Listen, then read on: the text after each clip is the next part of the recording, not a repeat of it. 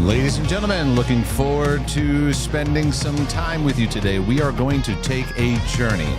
If you're ready for a journey, buckle up, because we're going to get into some topics that involve everyone, because it has to do with the journey of sex, your sexuality, your sex drive, sexual struggles, sexual bondage, all that kind of stuff that people struggle with and battle with. What does that look like? So if we're going to do this Mark DeJesus style, we need to be able to do this with no condemnation and no shame, but we also need to be able to take a look into what's really going on and what do we need to address.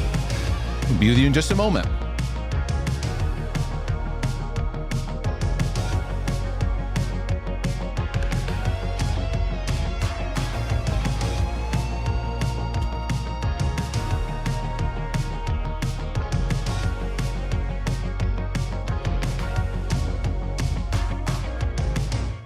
Welcome, everyone, to this broadcast. Mark DeJesus here. Your brother from another mother is here in the house, and I am so happy to be able to be with you to spend some time sharing with you and taking a journey when it comes to a battleground that deals with everybody's life because it has to do with sex, sexuality. What are our thoughts, feelings, emotions, and behaviors around this? What does it look like to navigate this as a Christian in a healthy way? Going to dive into this subject and take you on a journey with me. I had to, just before the broadcast, double check Rumble. There was a couple things that were not working, but it's working now. And also live here on YouTube. Good to see everybody here in the feed.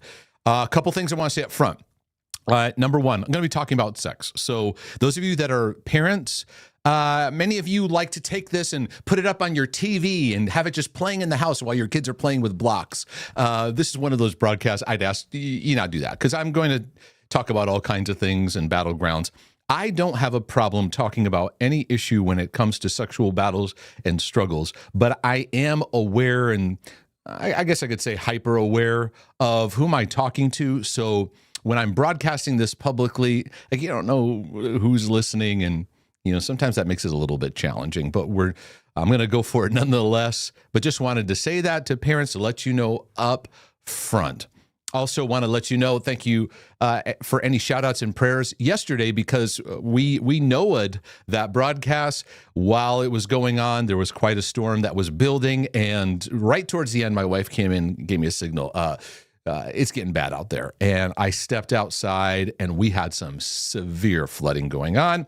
And I spent a good half hour, 45 minutes pushing clogs out of drainage and stuff like that. Where we live, we have to just be aware that the drains don't get clogged and backed up. And then I was knee deep in some water in our backyard where our fence was collapsing. So just imagine that. About 20 minutes after I finished the broadcast and I was outside in boots up to my knees in water with a poncho and an umbrella and a shovel trying to move debris that was causing our fence to collapse. So anyways, I do say, Lord willing, and the creek don't rise, I ain't playing, because sometimes the creek rises. We had this happen last year a number of times, and the county came over and they said, well, this was a 1 in 100 year storm. So I guess the years are getting a lot closer together because it happened again. This one was even more intense, but we're prepared for it. We handled it well. So this is wonderful to be with you all today. Do me a favor, click that like button and subscribe. I'm going to be sharing a journey. I'm going to be taking a journey with you all. And many of the things I mentioned may lead towards resources. You can go to markdejesus.com and hear more about this. And the thing I want to bring out at the top is my goal is to take you on a journey. I answer questions, I address things, but when I address subjects, I like to value the long form journey. So I'm going to take us on a journey when it comes to our sexuality, our sexual battles. I'll see where we go. I do have some questions that inspired me to go, I'm going to do a live on this topic. So I decided to do some lives this week change it up a bit. Normally I do kind of set videos that I upload for you to receive and enjoy, but this is going to be a live. Be sure to catch my live from yesterday on confusion over God's voice. And I could have called today confusion over sex and the battles and struggles that come along with that. And I will probably, tomorrow, I'm going to have a Q&A for the community. And we do have what's called the Healing and Freedom Community. It's an online community that has access to my courses, materials, and Q&As. And tomorrow I'll be hosting a Q&A for the community. And then I think Friday I'm going to do another live broadcast. So stay tuned for that. Be sure to subscribe in YouTube. I know especially you can get notifications of when a live is scheduled. I try to schedule them as soon as I can. Rumble only gives me 24 hours. I can't tell Rumble, hey, I'm going to do a live Sunday if it's Wednesday. I can only do 24-hour scheduling. So that makes that a little bit tricky. But keep an eye on those areas. Let's talk about sex, shall we? In the comment section, all of you that are welcome. If you do have a question as I'm talking, first take the journey with me. But if you do have a question, I do keep an eye out for super chats. You can also email questions too. I don't know that I'll get to the email here in the middle of this live broadcast, but I'll keep an eye on what I can keep an eye on. I have to somewhat multitask in watching the technical aspects, watching my mixer, make sure it doesn't act funky and get any demonic interference, and also have a complete sentence and a complete thought. We're going to do this Mark DeJesus style. So when it comes to our sexual battles and sexual struggles, number one, we don't talk about it very much, do we? You don't hear about it in church. Every once in a while, you have a series, talk about it, and that's the first problem. And don't you think that something that you think about a lot and you deal with every day is something that should be talked about in your life? Now, I don't know. I'm not putting on the church that it's the church's responsibility to carry these things, because really this goes back to the home and this goes back to parenting. But I don't know about you. How many conversations, helpful conversations, did you have growing up on the topic of sex? I will wait. And it's interesting, something that men think about every day, all day, and something that women think about every other day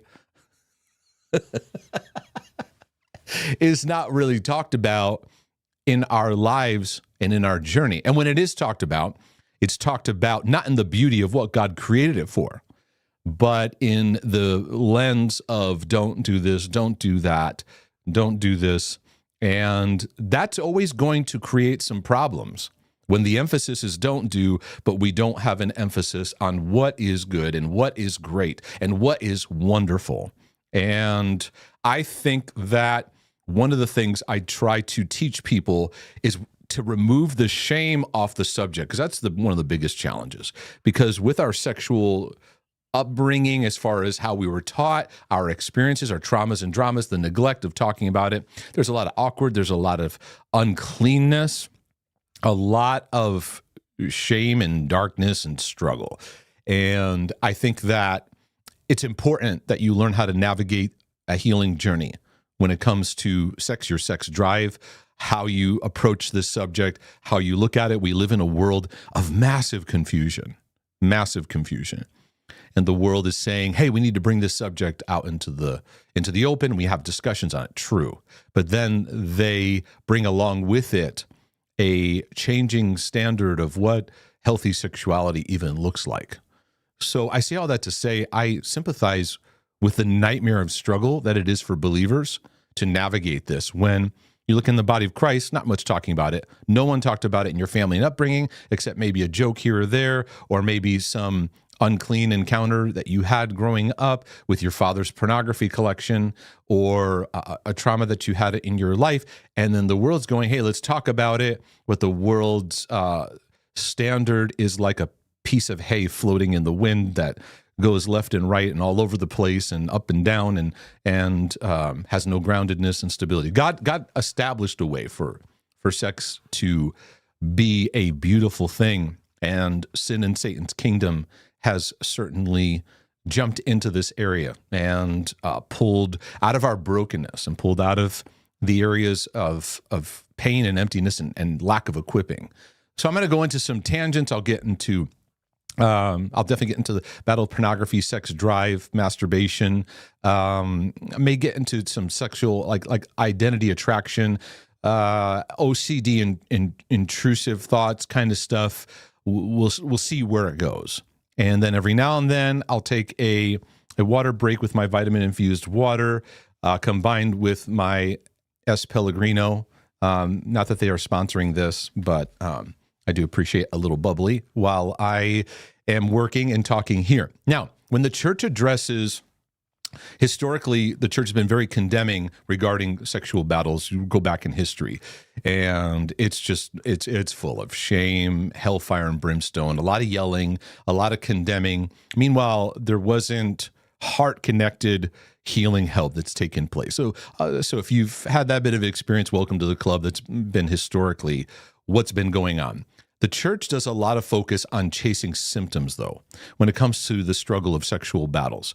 Particularly, we get into areas like pornography, for example, and I'll get into that more and more.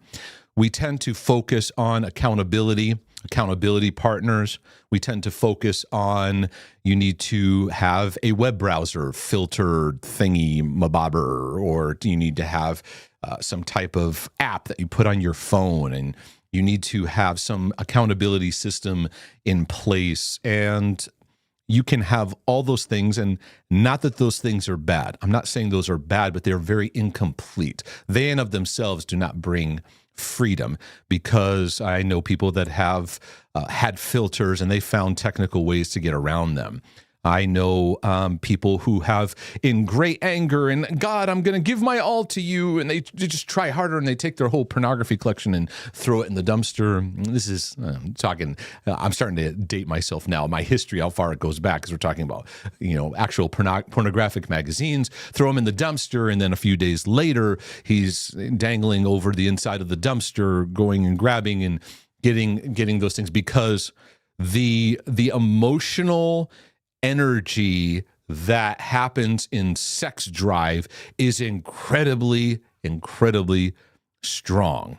And so if we don't get to the heart and root of things, you can put all those things into place, and eventually we go back, because we're not dealing with the root system of why we're having these battles. Sex is very, very near and dear to identity, to relationship, to how you process relationship. There's so much in there. But we've been symptom chasers. Christians have been notorious for being symptom chasers. If you struggle to read your Bible, then we go, well, here's a 5-minute Bible app that you need. And I'm struggling with my prayer life. We don't get to the heart of what's going on that God could bring help to, because he's all about the heart. That's why we call our ministry Turning Hearts Ministries International, not turning heads, turning minds. Because God is about this. And there are things going on here that, yes, involve how you relate to sex, what's been your training, upbringing, and what your battlegrounds. And this affects everybody. This affects and impacts everyone. So we chase symptoms and we focus on the word lust. I'm going to get into lust a little bit, because there's a lot of confusion around that word, how the Bible translates it, how it's understood. But even in using that word lust in the form of it being meaning sexual desires going in places it shouldn't, it is still somewhat symptomatic. Lust is like a large branch that leads to those things, but it's still not a root area that we're addressing. Because what lust is lust reveals the absence of true love and what the love of God brings. Lust is a love and intimacy issue. It's about connection. It's about feeling loved. It's about feeling safe. It's about feeling secured in. It's about feeling tucked in, held. It's about your emotional ties, how you form your ties. And I'll repeat this and get into this some more, because when it comes to the subject of love, love is revealed through our Father in heaven. God is love. He doesn't just have love, he is love. He was demonstrated through the work of Jesus Christ, who showed us the love of the Father. If you want to understand how the Father thinks and sees you, watch me, because when you see me, you see my Father. I'm a reflection of my Father. We're meant to be a reflection of our Father. So this leads us to our Father, earthly Father connection, because your earthly fathers were designed to instill love in you, instill identity, and instill in you a sense of belonging, a sense of validation, a sense of acceptance, which those are the areas that lust taps into. Because when you don't have the love of the Father embedded in your heart and life in a meaningful way, where you've been discipled in it, you've been taught to experience it, then the father of lies steps in and tries to become your evil stepfather, to now be the voice to give you pathways of relief, of escape, of pleasure that lead to bondage, and then block you from intimacy and connection with Father God, or feel they block you, because God is still near, God is still here. But there is something interesting that happens when we chase the route the father of lie gives us, is on the back end, he shames us for it. And that shame creates a sense of a deep disconnect to relationship. We withdraw from relationship with God. And then this is what Christians fall into. In the realization of sexual sin and struggle, we try to fix ourselves. And we do a lot of religious performance and church activity. And we go, I'm going to amplify all the things that I need to do. I need to pray more. I need to get in the word more. And we put more self-effort into it. And we amplify that to try to make ourselves feel better and try to earn our way back into good standing. And what we've not done is we've not recognized the Father's. We've come into a lie of rejection that causes us to try to fix ourselves from a distance, rather than soberly recognizing what I need true love, and the counterfeit is coming into my life. And we also have another aspect of our upbringing that's important to reflect on and learn in your journey, because again, we're taking a journey today. And I'm going to ask you some questions. I'm going to lead you through some process. I get a lot of questions that come in, and I'm going to direct people to this broadcast so they can walk through this. Is the aspect of how you deal with pain. Because many of us, in our pain, in our struggle, in our emptiness, we look to sex to be something to medicate those areas of pain. For example, in a man who does not have a healthy connection with his earthly father, he will look to the woman and her attractiveness and desire her, and he will pursue that to heal the wound of a father. And a woman cannot heal the wound that a father has left in your life. And a woman who is not loved and seen and established in emotional equipping and shown she is loved and seen and valued, she will look to men. She will look to the man to then satisfy those needs of her life. And only the Father can fill that. And that is why God is the father to the fatherless. Because ultimately our parents are going to have their limitations. They can only go so far. They have their weaknesses. There's no perfect parent. And so we have to, in coming into relationship with God, this is why I emphasize the Father's love so much. And why I am very frustrated with the modern church is avoiding the Father. The church today is avoiding the Father's heart, even though Jesus talked nonstop about it and said, I don't even say anything unless my Father says it. If you see me, you see the Father, and I'm going to teach you how to go to the Father. And the church has ever since been avoiding the Father. You know why? Because of our earthly dad relationships. It's uncomfortable. So We're uncomfortable with our father. We're uncomfortable with sex. We're uncomfortable talking about sex. We're uncomfortable with our struggles go because we're chasing symptoms and we're not realizing our sexual battles reveal a longing of a father's heart. Then there's the area of nurture. And nurture is the place of what do you do when you're in pain? And we live in a society that is constantly, we have a mindset of when pain arises, we go to things that just don't satisfy, that just don't fulfill the longing of our heart. And nurture is incredibly important. Of course, I talk about the mother's heart and the nurture that she brings because it's so special. A father brings nurture, but a mother brings nurture that is unique and powerful in itself. And combined, it's meant to be a healing salve in your journey where you're equipped to know how to relate to yourself. But when you lack nurture, you feel disconnected from God. And here's another thing. When you lack nurture, you feel disconnected from yourself. So when you're in pain, you leave yourself hanging. And then we add onto it trauma and neglect and all these things that we're struggling with. You disconnect from yourself. And so pornography, for example, gives us a evil stepfather's counter an alternative, a counterfeit, that was the word I was looking for, a counterfeit pathway that doesn't ever allow you to see the need that you have. So for example, you're lonely and you've been conditioned in the loneliness and depression and low feeling.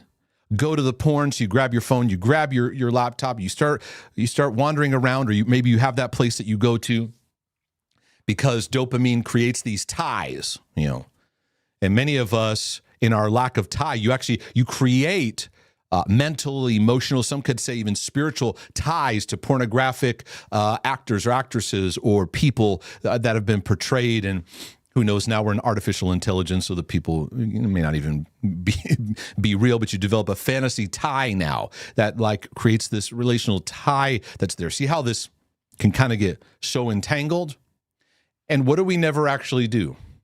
We never actually deal with the need of emptiness. So when we go to porn, we disconnect from ourselves. We have an altered state of experience because we haven't been taught how to work through loneliness and how to actually become your best friend instead of your biggest enemy. So you engage the pornography, which is a majority followed by masturbation. And after it, there is shame and intense guilt that comes about because of the lack of equipping, and you're your own worst enemy. You believe that lie. And so this pathway unfolds, and now you are beating yourself up. Distant from God. And what's the church saying? You need to get in the word more. You need to pray more. You need to get more involved. You know what? Get more involved in church. And you do these things. And no one's going, hey, so tell me your journey when it comes to sex. How do you feel loved? We're like, get the lust out of your life. And it's legitimate. Lust is a thing. The Bible talks about lust of the flesh, lust of the eyes, the pride of life. But did anyone teach you about how to cultivate normal desire and to see desire and what it can be in your life and how to interpret that and not let desire that turns into what we call lust take over, how to practice self-control, how to delay gratification? No, we've all become addicts, haven't we? So if we're not addicted to porn, we're addicted to overworking and workaholism. We're addicted to church involvement. Mark mentioned porn in the same sentence as overworking church involvement. Or we need a substance to cause us to escape, or we need food, or we need a person. We need something to get us out of what we're feeling right now. When actually the solution is, I need to face what's here right now. I don't know how to do that, Mark. Well, that's where we start going, I need to learn. I need to heal. And I need to grow. Because Christians aren't dealing with their sex addictions soberly. We react in shame. We panic react. And we try to, I deal with so many OCDers, so they're always confessing. They got to confess to someone, or they publicly confess.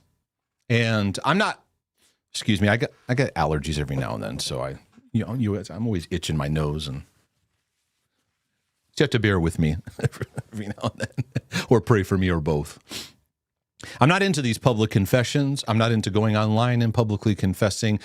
You may need an area. I'm not into obsessive compulsive confession too, but you need to be sober and go, okay, this problem is happening. I need help, and I need to find appropriate ways to go through it. I remember as a youth pastor, teenagers would get up, and I saw this in avenues where I wasn't in charge, because if I was, I'd mute the mic and go, hey, we're going to go to a commercial break. A kid would get up at camp or at youth group and want to confess his porn addiction. That's not the setting to do that. That's not the setting to do that. Why? Because sexual struggles, they're very personal, and I want to ensure that the environment's safe. And in a public forum and setting like that, about 3/4 of the room is going to now go, oh, that's the guy who's got the porn issue. Because the average Christian doesn't have a grace lens in seeing people separate from their sin battles. That you may have a sin battle, but that doesn't mean that's who you are. Oh, snap. Mark's already in it. You may have a sexual battle, sexual temptation. That's not who you are. Now, modern psychology is like, oof, they're losing their marbles. They're like, well, maybe you need to discover this and discover that maybe this is who you are. Maybe you need to, and that's one of the many areas I get frustrated with modern therapy. And psychology is meant to hold a standard of what's healthy and what's not. We have decades and years of documented research on the power of the family and sexual identity and all the disorders. And now they're changing definitions and changing things left and right.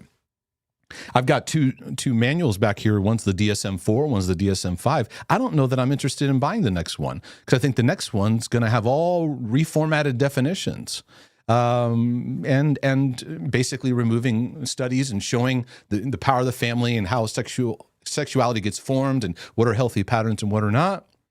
So there's all kinds of branches that this goes into. Okay? But just because you have a thought, you have an emotion, you have a battle, that doesn't mean that's who you are. And many of you go, oh, is this me? Was this thought? Is this me? Because sexual thoughts and emotions are felt. There's a surging feeling like nothing else, right? God designed for it to be set in the context of marriage. Now, that's the place that he designed for it to be between a man and a woman. I feel like I always have to say these things, husband and wife, you know. I think by now you get it.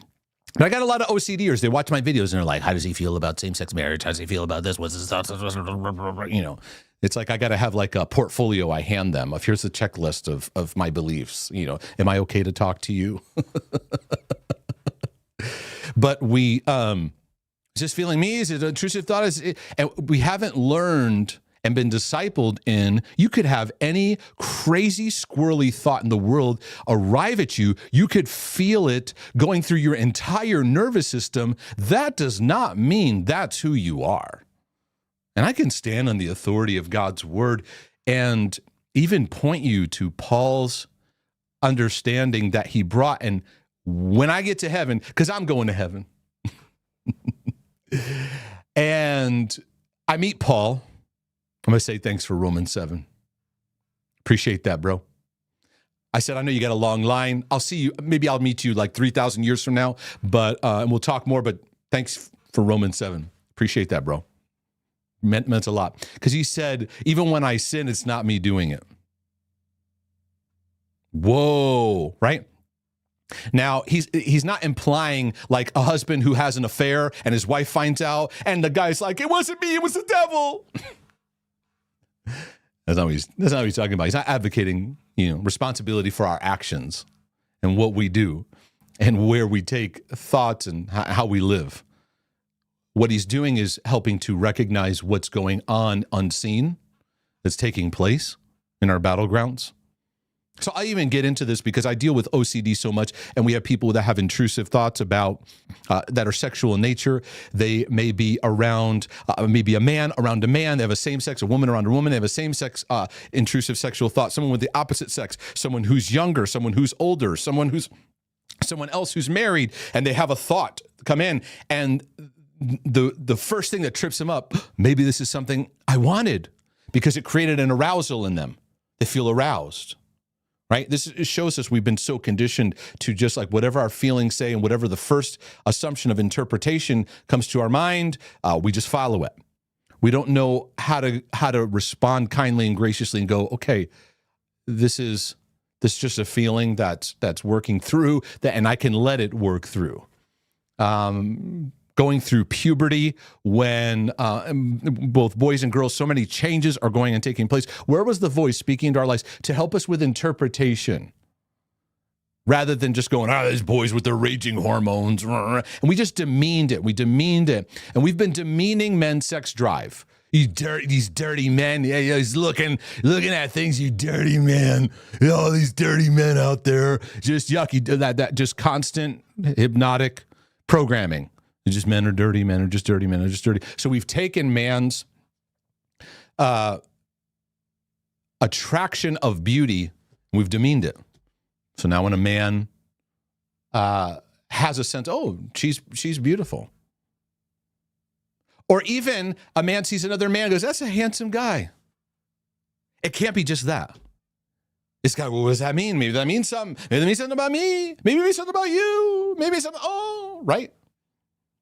Or a woman to not see the beauty of who she is. The Bible talks about the glory of God that rests upon her and the beauty that is revealed not just in attraction and how she looks physically and in her physical traits, but also in her emotional, relational beauty and just the glory of God that Paul said the angels pay attention to. Don't ask me to explain what that means. It's like her hair is a glory and the angels are like, whoa, bro, could you to bring that back in? Well, what did that mean? And that's in one of those, well, you didn't explain it any further. It's kind of a mystery, right? So the devil loves taking simple relationship and turning it sexual. Man, I had a nice conversation with that lady. Oh, it's nice. Oh, maybe I like her. Maybe I have feelings for her. Maybe I could. We have no reference in how to just relate. When I was a pastor, I had talked a lot with my congregation about what it means to live as brothers and sisters. Because I said to the guys, there's a problem that men have. Can we just be honest here? Is that your brain kind of registers, I'm attracted to her, so I'm going to kind of, hey, I'm talking to the single guys, right? You kind of like, you hang around a little longer, see if you can get an opportunity to talk to her, and that's fine. That's fine. That's fine. But I said, but then the ones that maybe you're not attracted to, you just kind of ignore as though they don't even exist. And I said, what you're not developing is your muscle to learn how to be a brother and to interact with the opposite sex in healthy ways. My wife and I even one Sunday, because we would just deal with things as you deal with them. We had a conversation, her and I, of talking about just healthy, appropriate interactions of like even things like hugging. There's some things we can do to just respect each other and hugging, because you get these huggers, right? These huggers that are just like, when you get to them, they're just like, whoa, that's a lot right there, right? And then you get to the people that are like, they hug like this, right? And it's just understanding where people are at and appropriateness and things like that, just to honor each other, to respect each other. And like, gentlemen, don't just hold the door for a lady because you want to get a date with her. Hold the door in general, right? Hold the door. Well, that's toxic masculine. I don't care. I'm not letting the world be a dictator of what God says and how men were designed to show honor to the beauty and glory of and respect for who a woman is. Okay. That could get into a whole subject in itself. When I walk and talk, I get all these branches and I go, should I go down that road? Should I not go down that road? Right. But first, like we have to realize you're going to have all kinds of thoughts and emotions because you weren't taught. You got no references. You got no equipping. There was no wholesome. And again, I'm going to say some things here. This isn't for kids. You didn't have moments except when your parents caught you masturbating, and then they were like, "Oh, it was this awkward moment," and that's about it. Maybe they said something, or maybe they whipped out a book and go, "Here's some pictures. Here's some things. Okay, go have a nice life." That's not equipping. Equipping involves, number one, bringing a comfortability with talking about the subject. Now, it needs to be done appropriately, for sure, right? I'm not just saying that you just flippantly, just whatever. Although every now and then, there's giggling and laughing because we're talking about something that can be awkward. But you face the awkwardness, you work through it, and you talk about it. And I think there needs to be way more conversations in families about how do we navigate this thing in our lives that affects us every day. Every day. For men, every 5 minutes or every 30 seconds or 5 seconds. Guys laugh when I go, it's a thing we think about every day, all day, and things women think about every other day.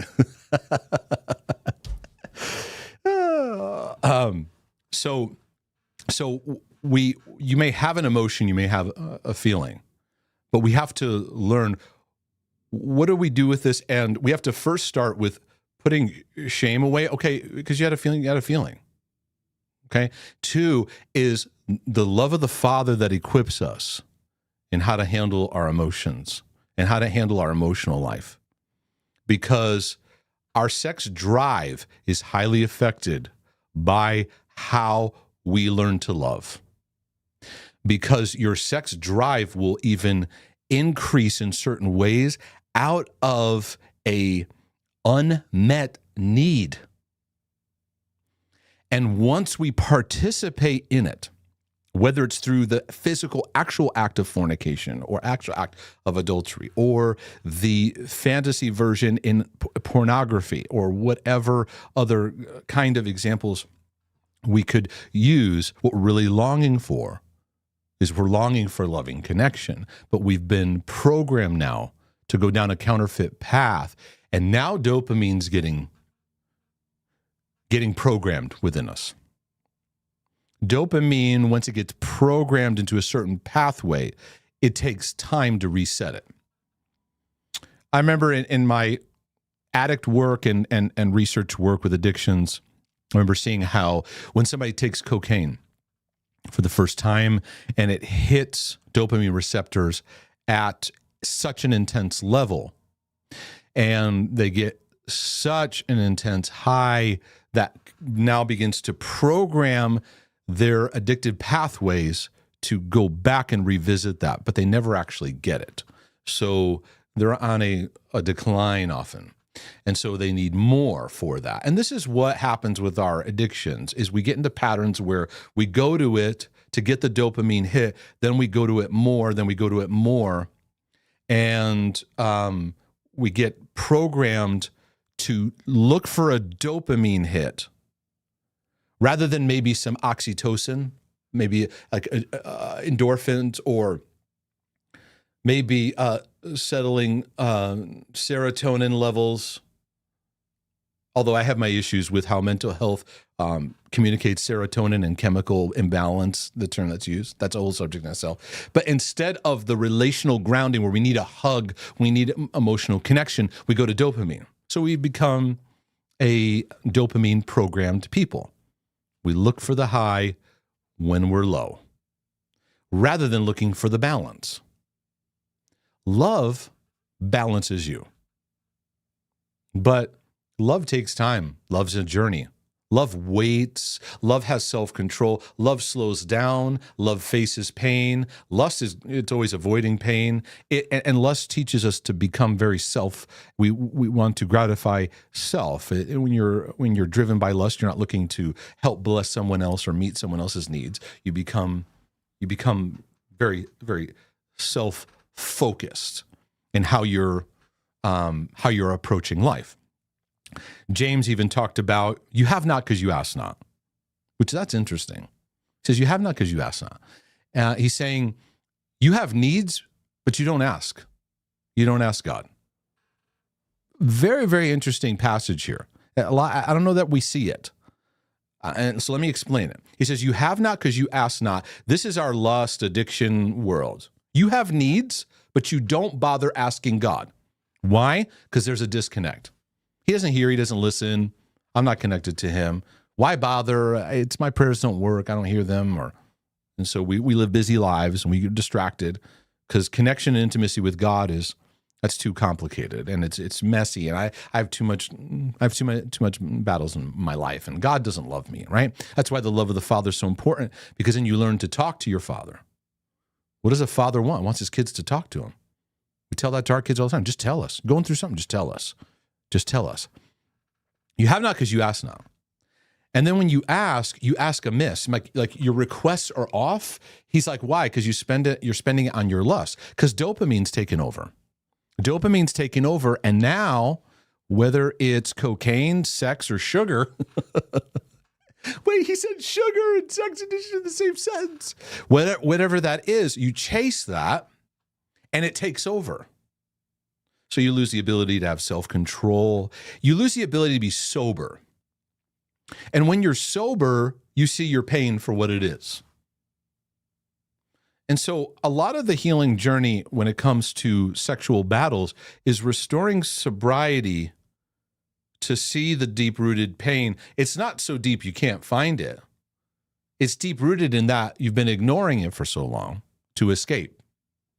Because we use sexual pleasure as a way to escape the current pain, to numb it, to not be present in it.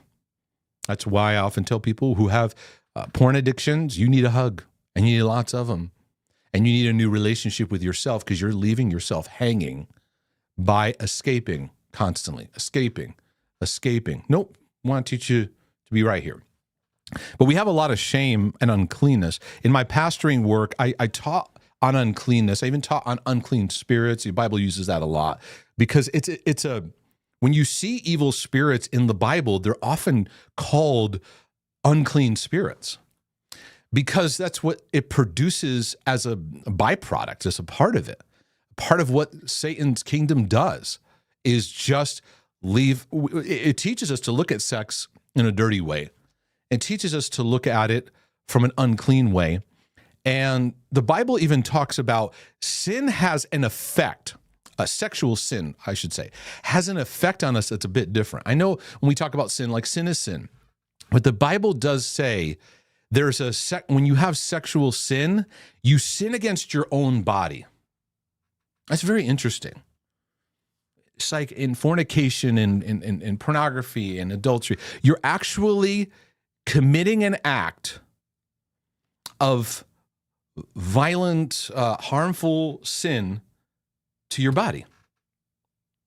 Now, because we have so much legalism and we have so much like black and white rules and we're so accused by the Bible, we don't see it. The Bible has a lot of instruction even in sex where it's about harnessing the beauty of honoring your body. This is actually seeing yourself with self-compassion and self-love. Your body is precious. Now, if I'm the devil, all I got to do is disconnect you from your earthly father so you have no compass from that, disconnect you from nurture, and disconnect you from yourself. Because then you won't see honor in your body. I'll show you in this. Let me show you in this. Are you guys following me so far? Because I know this is going to cause all kinds of comments of rabbit trails and this, and what about this, and what about that, and what about this, and what about the dinosaurs, and yeah, let me bring this verse up here. Are we working out? Okay. Don't mind my double thing here because I got a couple things I want to reference. Where's that verse? Where am I? No, I'm over here. I got James over here on the left. On the right, I got Romans. Romans 1:24. Look at this. Therefore, God also gave them up to uncleanness. What does that mean? That's a whole teaching itself. This is a cultural speaking. Romans 1 is a cultural picture of what happens at the fall of culture. This is America right now. This is where we are. This is the world right now, where it is. This is the blueprint. There's nothing new. This is the blueprint for where America and the world is right now. And so God goes, okay, I'm giving you over. This is what you want. This is what you want. Because as a culture, we've declared this is how we want to live. This is how we want to be. So he says, okay, you want to live in this uncleanness? In the lust of your hearts, to what? To do what? Dishonor your body. So if I want to experience healing in how I relate to sex and sexuality, wherever the battleground goes, you have to start learning to come into alignment with being, instead of being disconnected from yourself, you actually have to learn how to come back into connection with yourself. Stop avoiding yourself, which is at the heart of God loves me and I love myself. Cannot emphasize that enough, because many are separated from themselves. And that's what your trauma and drama and neglect did. It caused you to turn on yourself. And the Bible says a house divided against itself cannot stand. You against you, you're gonna crumble. And so part of healing is coming into appreciation with how you're made, how you're wired. I grew up hating myself. I hated how I looked. When I was born, my head was too big. The doctors were like, "We got to check his head. It's larger than normal. We got to keep an eye on that." I had a big head. I could never fit a hat on my head. My teeth. I have a underbite, and the only thing that was going to help that would be major surgery. I'd have to have my jaw pushed back and this done, and I've had a little bit of a gut most of my life, and list goes on and on. I walked funny. I probably still walk funny. All these things, right, contributed to just animosity. But you know what helps so much in restoration? It's coming to appreciate the temple. Paul said, you're the temple of the Holy Ghost. And we don't get the heart of it. He's bringing out you're precious in how you're made. Who you're made is a treasure. And when we are in sexual sin and participating with it, we're dishonoring this beautiful vessel. There's an attack of sin that's throwing weaponization at our physical bodies. So I made the decision, before you even get into how do I get rid of porn? How do I do this? We're going to get to the root system. Let's get shame out. Let's let love enter. Love needs to fill that place so your evil stepdad can get kicked out. And the Father who created you, the Father of lights, where there is no wavering or shadow of turning, is a good Father who's not put these sexual temptations on you. God cannot tempt you with evil, okay? He's not putting this on you. People say, well, God made me this way. No, he didn't. That's a lie. Evil stepdad. Evil stepdad's talking, right? We got to get clarity on Father. That's why I say, who told you that? Getting the shame off of, I had a sexual thought. I felt emotion. I felt it. Okay. Everybody does. Happens in different ways, and depending on your journey, you have certain avenues it goes into. And to be quite honest, you have a lot of stuff in your generations. You have a lot of stuff in your generations and what's passed down. I would see, like, for example, you see this over and over again. People that maybe had a baby out of wedlock, right? And unless that was worked through or dealt with and healed, because a lot of times what we would do is kind of hide that under the carpet kind of thing, just move on. And we just bring it before God and let it work through our lives.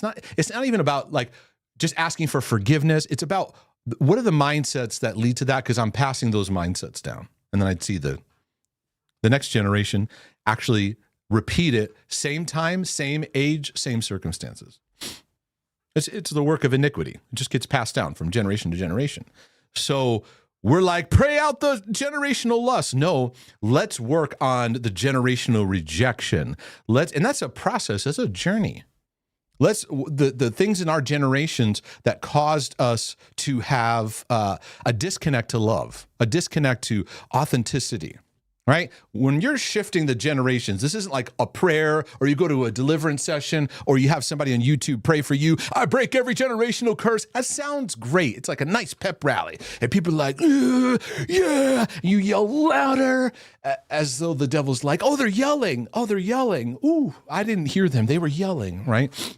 These things are ships that turn as generations make a change of serving in their life. They set a new paradigm. I'm setting a new paradigm for next generation. I'm not trying to pray one little prayer right now that breaks things off of my kids. I'm changing how I live in every way of my life to create a new template.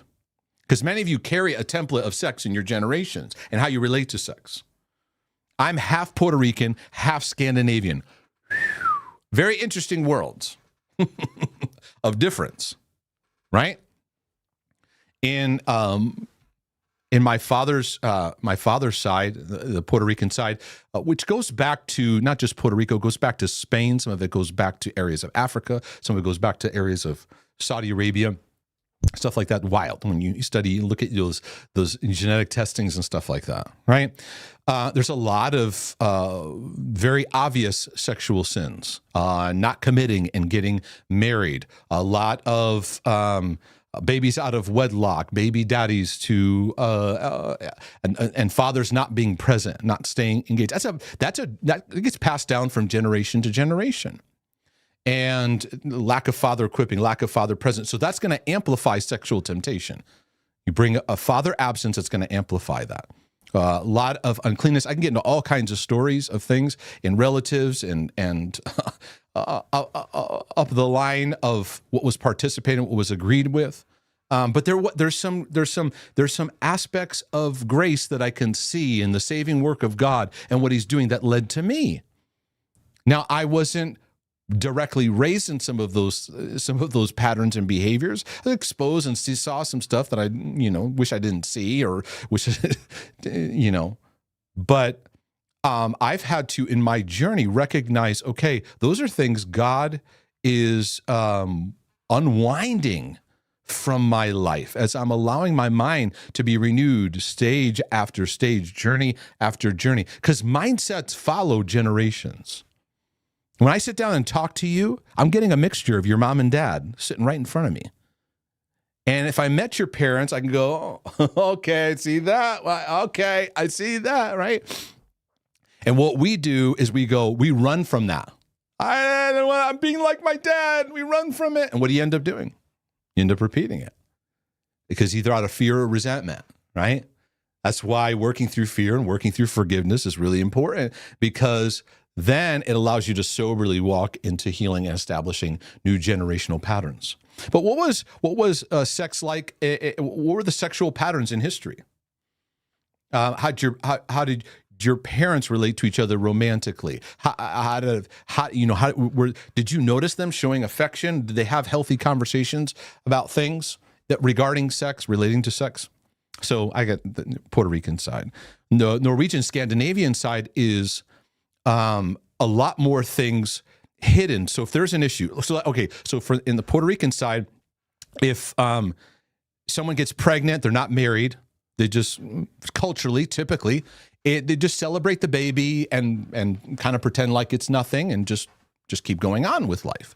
There's no sense of like sobriety, very little. The sense of sobriety, you might get it in the legalistic churches and stuff like that, but there's no sense of sobriety of what happened here. Hey, there needs to be some healing and working through it. On the Scandinavians, I'm just telling you my generations, okay? As people get offended when we talk about cultures and things like that. I'm just talking about my journey. You could talk about yours. Scandinavians are very, they don't talk about emotions. So there's a disconnect in that. I don't share their feelings. So if there's problems, a lot of it is more hidden. And we got to put this away. We got to know, because we want to make sure things look okay. Feelings, emotions, stuff like that. I don't know, right?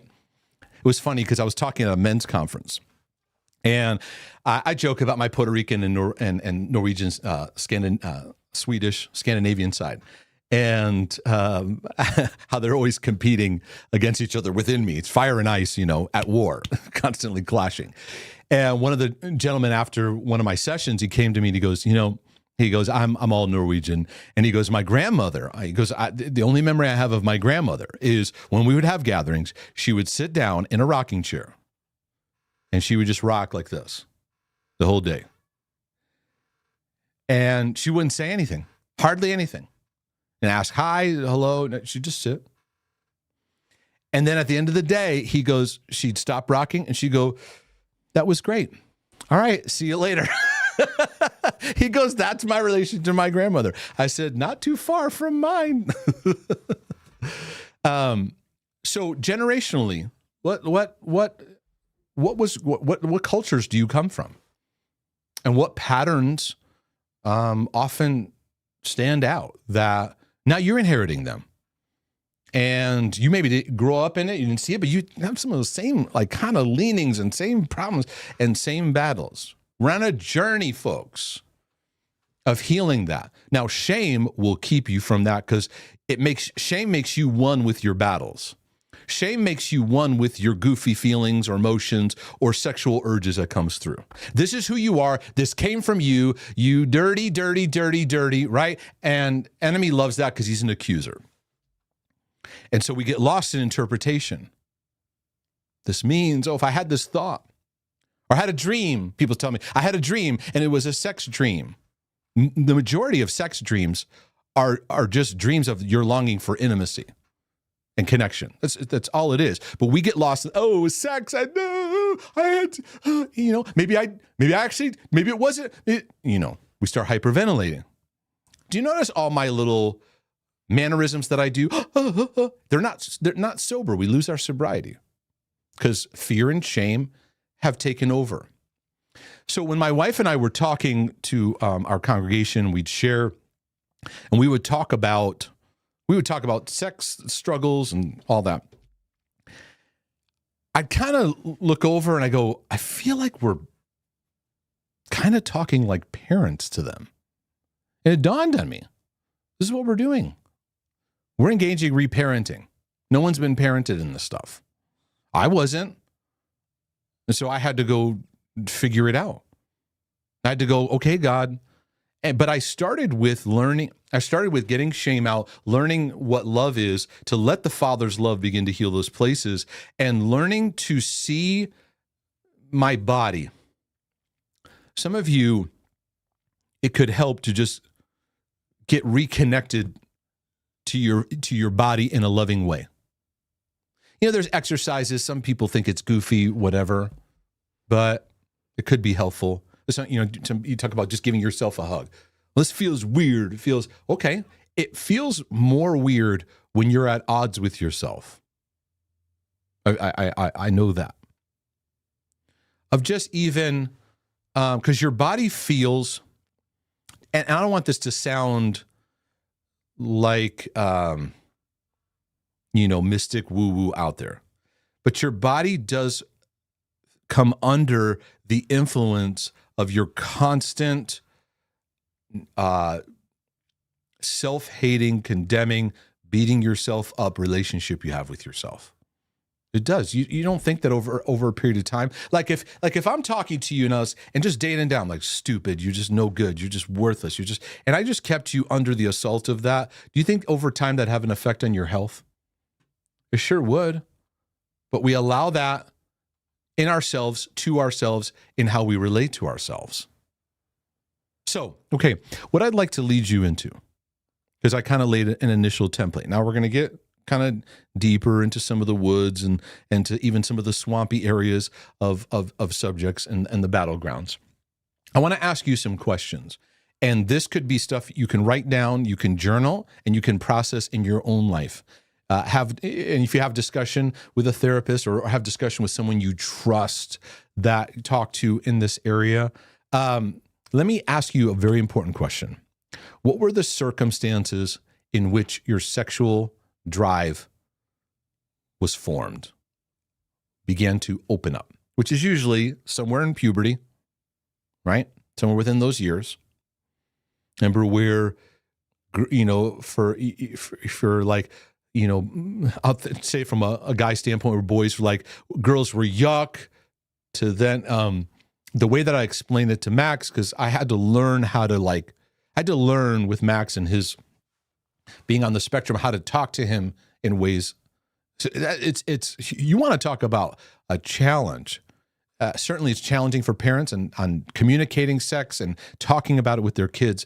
Try doing that when someone's on the spectrum. One of the things I would say is, Max, like where girls are, yuck, gross, but then it turned into ooh la la. And it worked. He got it. It clicked. I was like, thank you, God. Thank you. All right. We'll keep going with this, right? Because I'm constantly in a way of like, okay, saying that didn't make sense. Okay, I'm going to say it like this. But when it initially happened, what's your earliest memory of an arousal, of attraction? I think this is a good exercise. Now, most people, arousal, attraction, or just sex in general, most people, it's some kind of disruptive, traumatic kind of experience. Finding your father's pornography stash, finding a relative's pornography stash, seeing a pornographic channel. I remember early on, I was in, I want to say 3rd grade, and it was like pornographic kind of like cartoon kind of thing that was handed out around the room. And it's traumatic because I was going to talk about it from a man's perspective, but we could all relate to this. It's a fearful moment, and it's like, what was that I just saw? And then leads into, what was that I just saw?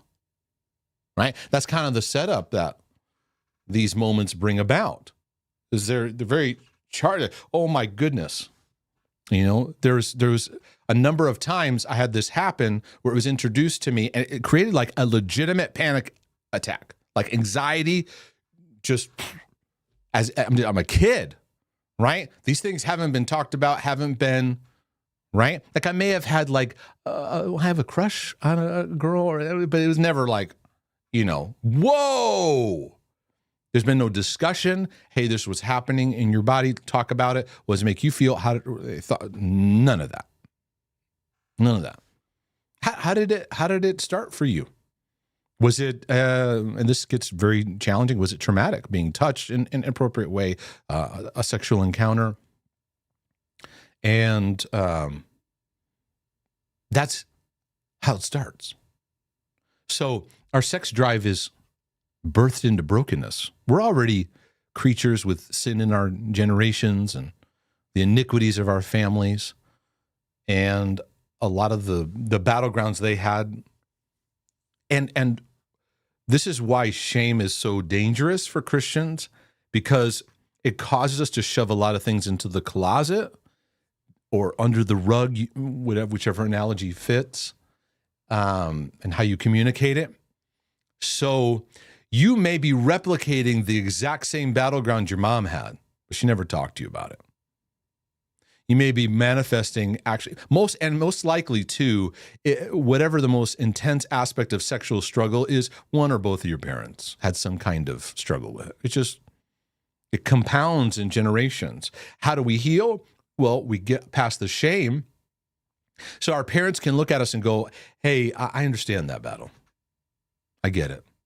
Here's some things I've had to work through, and now we're having healing conversations, but instead our parents were so ashamed of their history that they didn't talk about it. So then when you were struggling, like, what are you doing? Jesus isn't like that. And then they're shaming your struggles. They're shaming encounters that they're having with you that have been happening for a while, and they never talked to you about it. And now they're just like, God doesn't like that. And that's not going to help somebody walk into healing. Now, many people have lived in what they call purity culture. There's a lot of people online, they talk, you can see it, you can look it up, and church purity culture, and a lot of it is talked in a negative way. And there was a guy who wrote a book, his name was Joshua Harris, I Kissed Dating Goodbye. It was a mindset of I'm no longer going to date. It's only going to be like kind of courtship to marriage. I got to be honest. I was a youth pastor when that book came out. I made fun of it. I said, I'm going to write a book called I Kissed Dating. I kissed dating. Goodbye, goodbye. That's just sarcastic, Mark. So I didn't really give much room to that.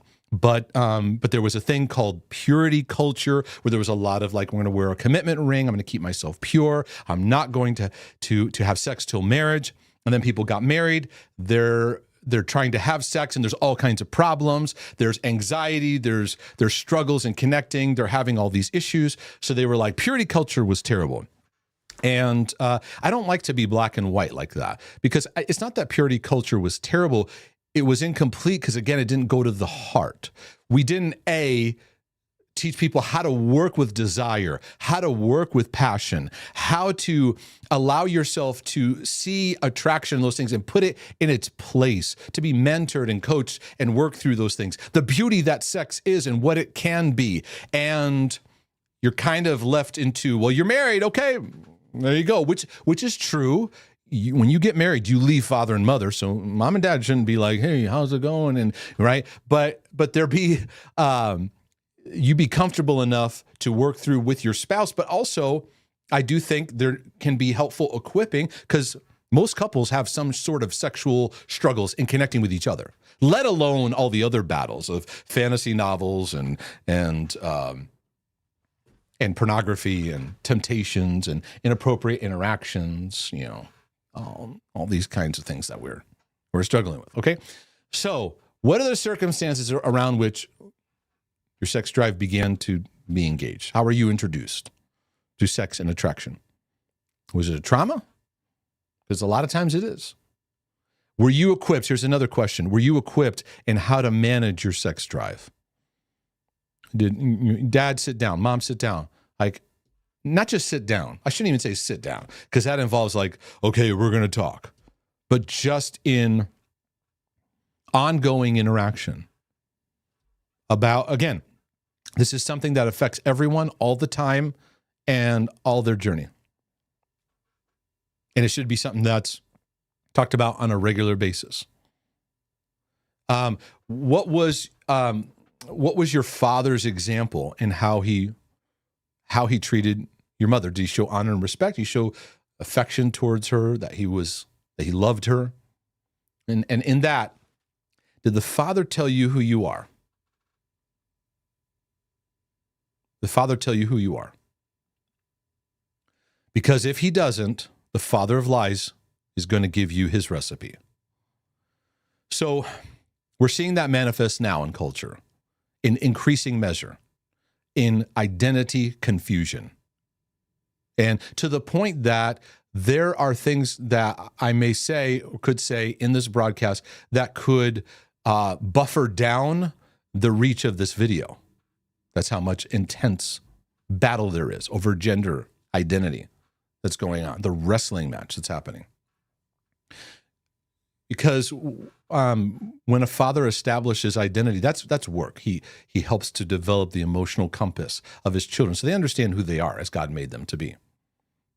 And I saw this pretty early on in ministering to people that had struggles with sexual identity. I remember a conference I put together.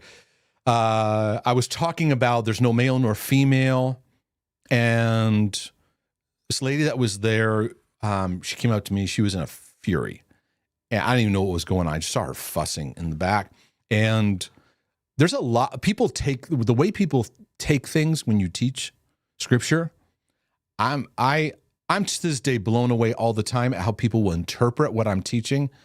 It's one of the scarier parts of what I do, because I did not even mean that the way that you took it. Anyways, I was talking about no male or female. I don't even remember where I was going. I was talking identity. She came up to me. She goes, "I'm so glad you said there's no male or female, because I want to take these and I want to cut them off. I can't stand them."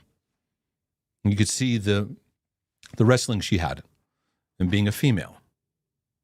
And it's like the absence of, there wasn't a father's voice anywhere in sight. So if you notice, what goes along with the gender battle is also the hatred of father. You see it. It's been there for a while. There's such a wrestling match, and it's satanic. It's his work. That's what he's wanting to do in the land. That's why I continue to teach all solutions are healed by a father. The United States needs a dad. The UK needs a dad. Europe needs a dad. Asia needs a dad.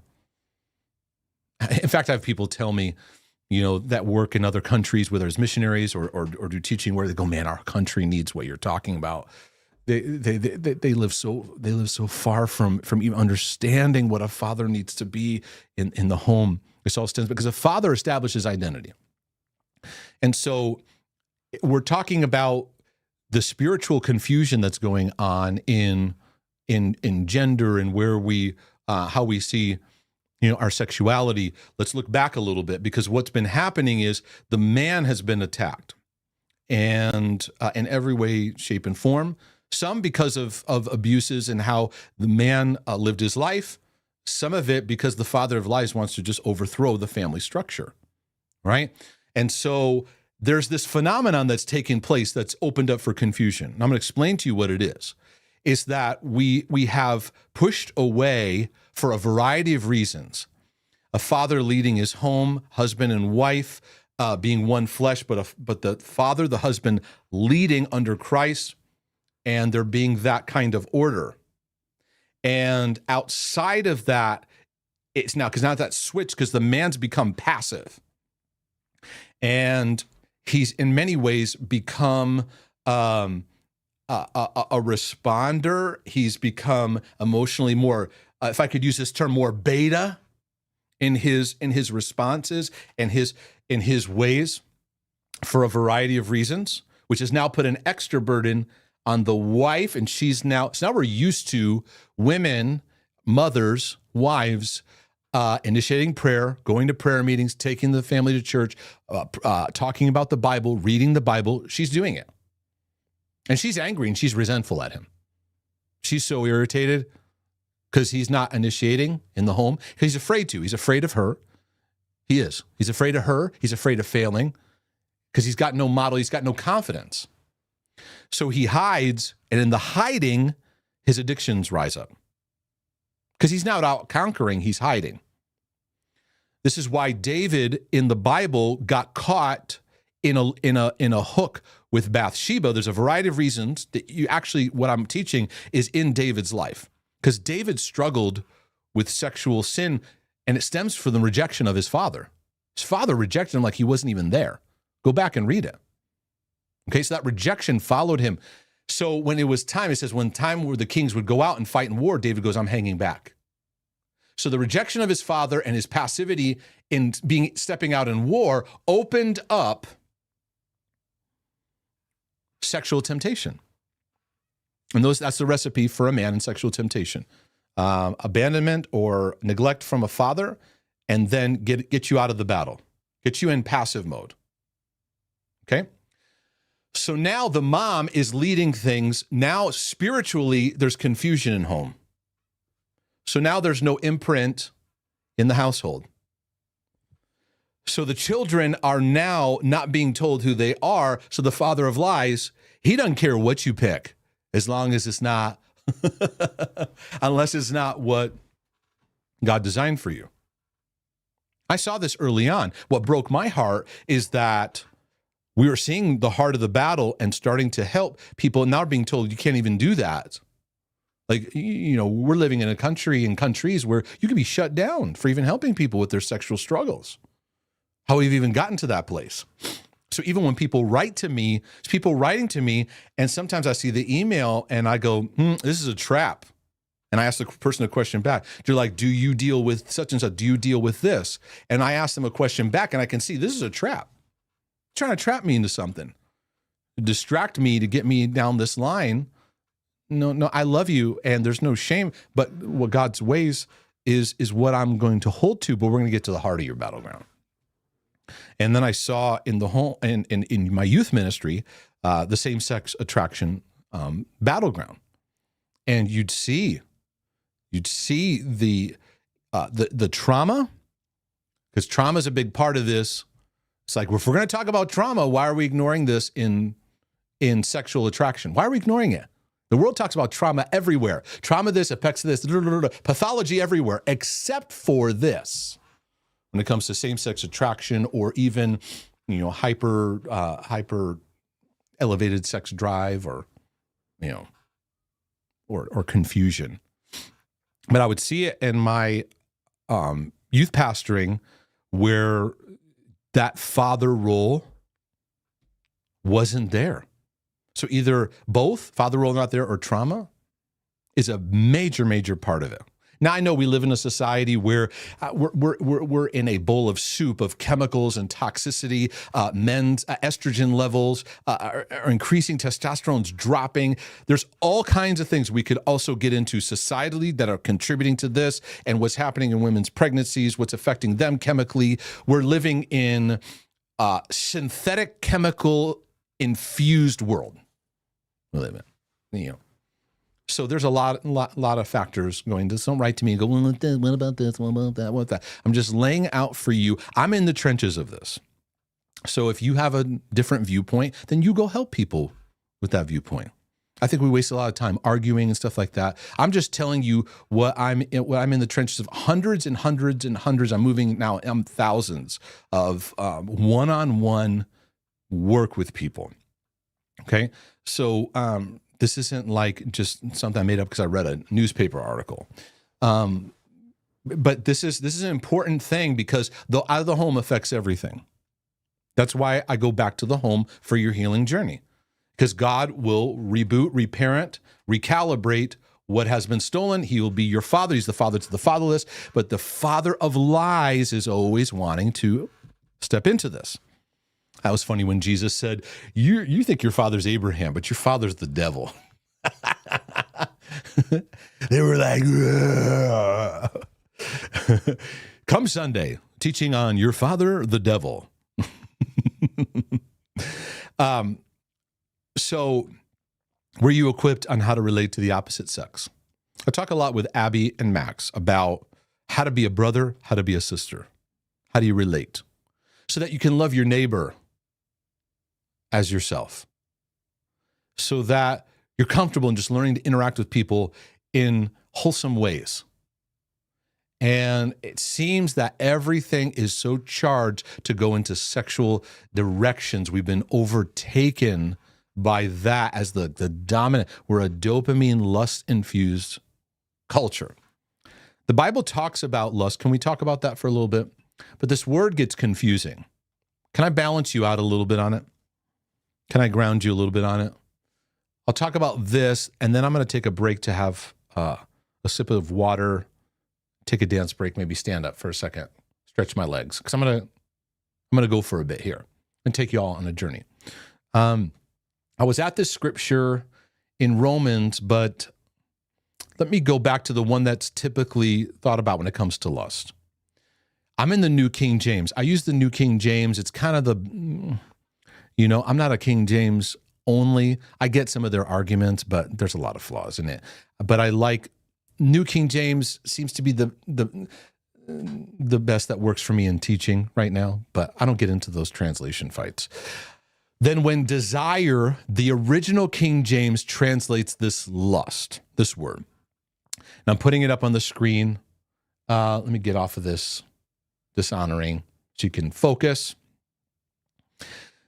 This word is tricky. And that's why a lot of things and topics have nuance that we need to look at, need to discover, we need to learn. Because this word that's translated lust in many of the King James translation also means like regular desire. This word here, the Catholics use this a lot. Concupiscence. I don't know. I feel like I said a bad word when I just said that. Speaking specifically of sexual desire, that is forbidden. It also means desire to lust after. Okay. The main negative meaning of this word is desire for what's forbidden. So clear things, God says. So if you're married, you don't desire another person, another person's wife. you desire your wife. Your desire shall be for her. If you're the wife, your desire shall be for him. That's good. Feed that. Feed that. Let's feed that. See, we weren't taught that, how to direct passion. Because all of you have passion. No, I don't have any passion. Yes, you do. Let me get this a little bit smaller here. It's like, okay. Yeah. All of you have passion. Again, the Father helps instill passion, by the way. He notices it, calls it out, encourages it. Okay? Passion and desire is a great thing. We never talk about good desire. John Eldridge wrote a book on the journey of desire. Appreciate that, because he was calling out and bringing out, hey, when we think of desire, we always go bad. I want this. Oh, it's bad. I want this. That is because it's an idol. I want this. You haven't surrendered it. We do a lot of goofy things to just simple, because there is actually such a thing as good desire. Now, let me go back to this. Where am I? Desire has conceived. Okay? So, desire for what is forbidden is the negative, but then there's also simple desire. So it does seem like the majority of when it's used, it's bringing about what we could call lust. But then there's many uses where it's actual desire. So lust is an intruder to hijack desire. That's great. You are meant to desire and enjoy, and it's okay. I don't think Christians have been really good at appreciating desire. It's like, oh, I love to work on cars. That's an idol. It's not of God. You got to surrender that. We got to crush that thing. We're obsessed with idolatry. We're obsessed with trying to prevent idolatry, and we've become religiously goofy in not allowing desire for good things. You enjoy a good meal. You enjoy company. You enjoy a hobby. You enjoy an activity. You enjoy your work. You enjoy certain friendships. You enjoy certain connections. Lust often takes over because we're not cultivating healthy desire. Your sexual temptations amplify because you're lonely and you're not connecting to this desire to be with somebody in a meaningful way that doesn't have to be sexual. You understand what I'm saying? We get hijacked and overtaken by lust. So let's look at this word for a little bit. And I got it. Yeah. Oh, cool. It's up on the screen here. So I use, if those of you asking, I use Bible by Olive Tree. It's not at the top there, but that's what it's called. This is the app I use. It's just simple. It makes doing these things simple. So this is the Greek word that's used, desire, here in some translations, lust. So you see here, the cares of this world, the deceitfulness of riches, this is in Mark 4:19, and the desires for other things entering in choke the word, and it becomes unfruitful. Right? So you're taking in the word of God, the seed of the word of God, but you're so consumed with everything else, you can't even hear what's being taken, so it chokes it out, becomes unfruitful. Then look at this though. In Luke 22:15. Can you see that? It's kind of tiny.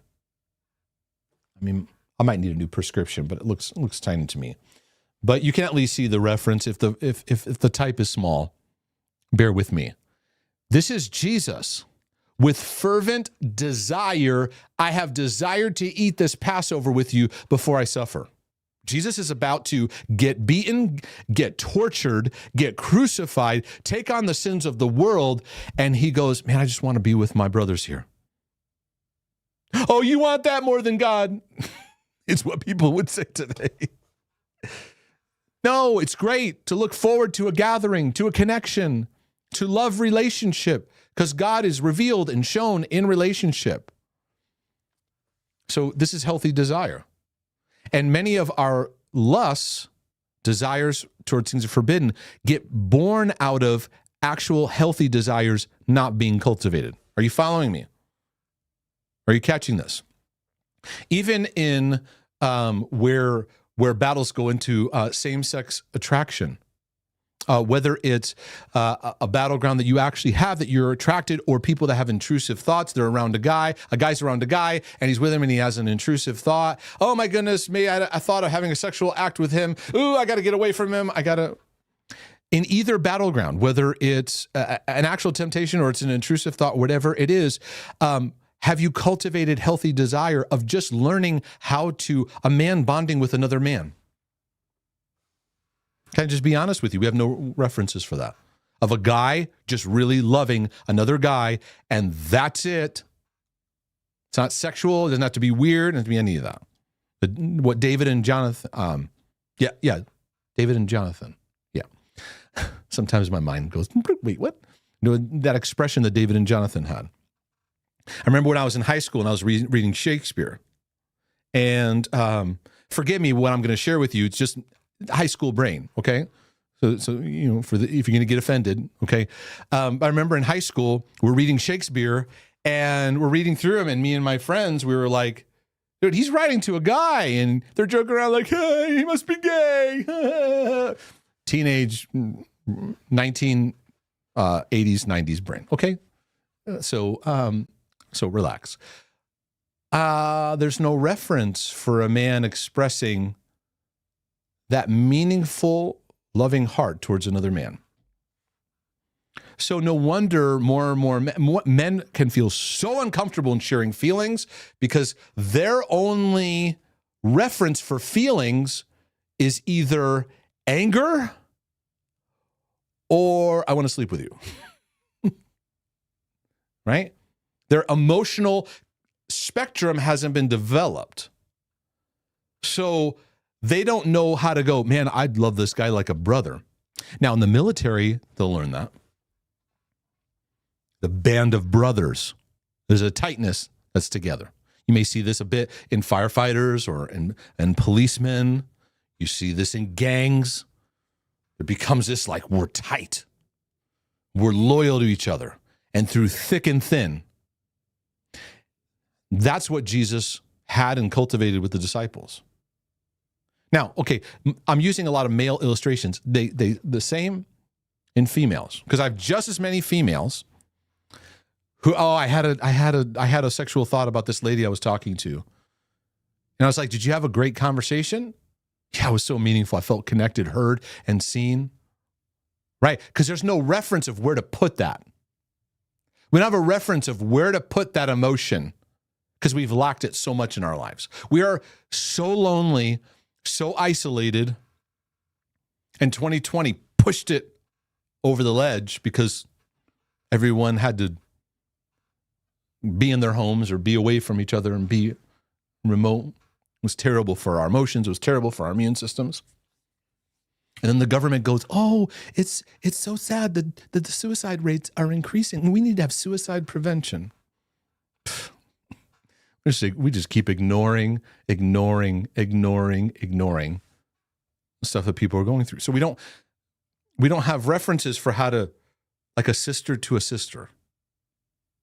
We don't have reference for just brother to brother, meaningful ways. And then we live in a world where it's like, oh, you had that thought. Maybe you need to explore that. We need to explore that. Rather than establishing people in love, not in shame, in love. I'm pretty lonely here in this area. I'm pretty lonely.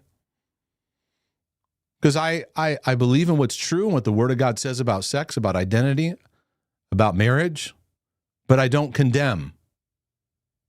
So now I'm separated from most so-called Christians and preachers.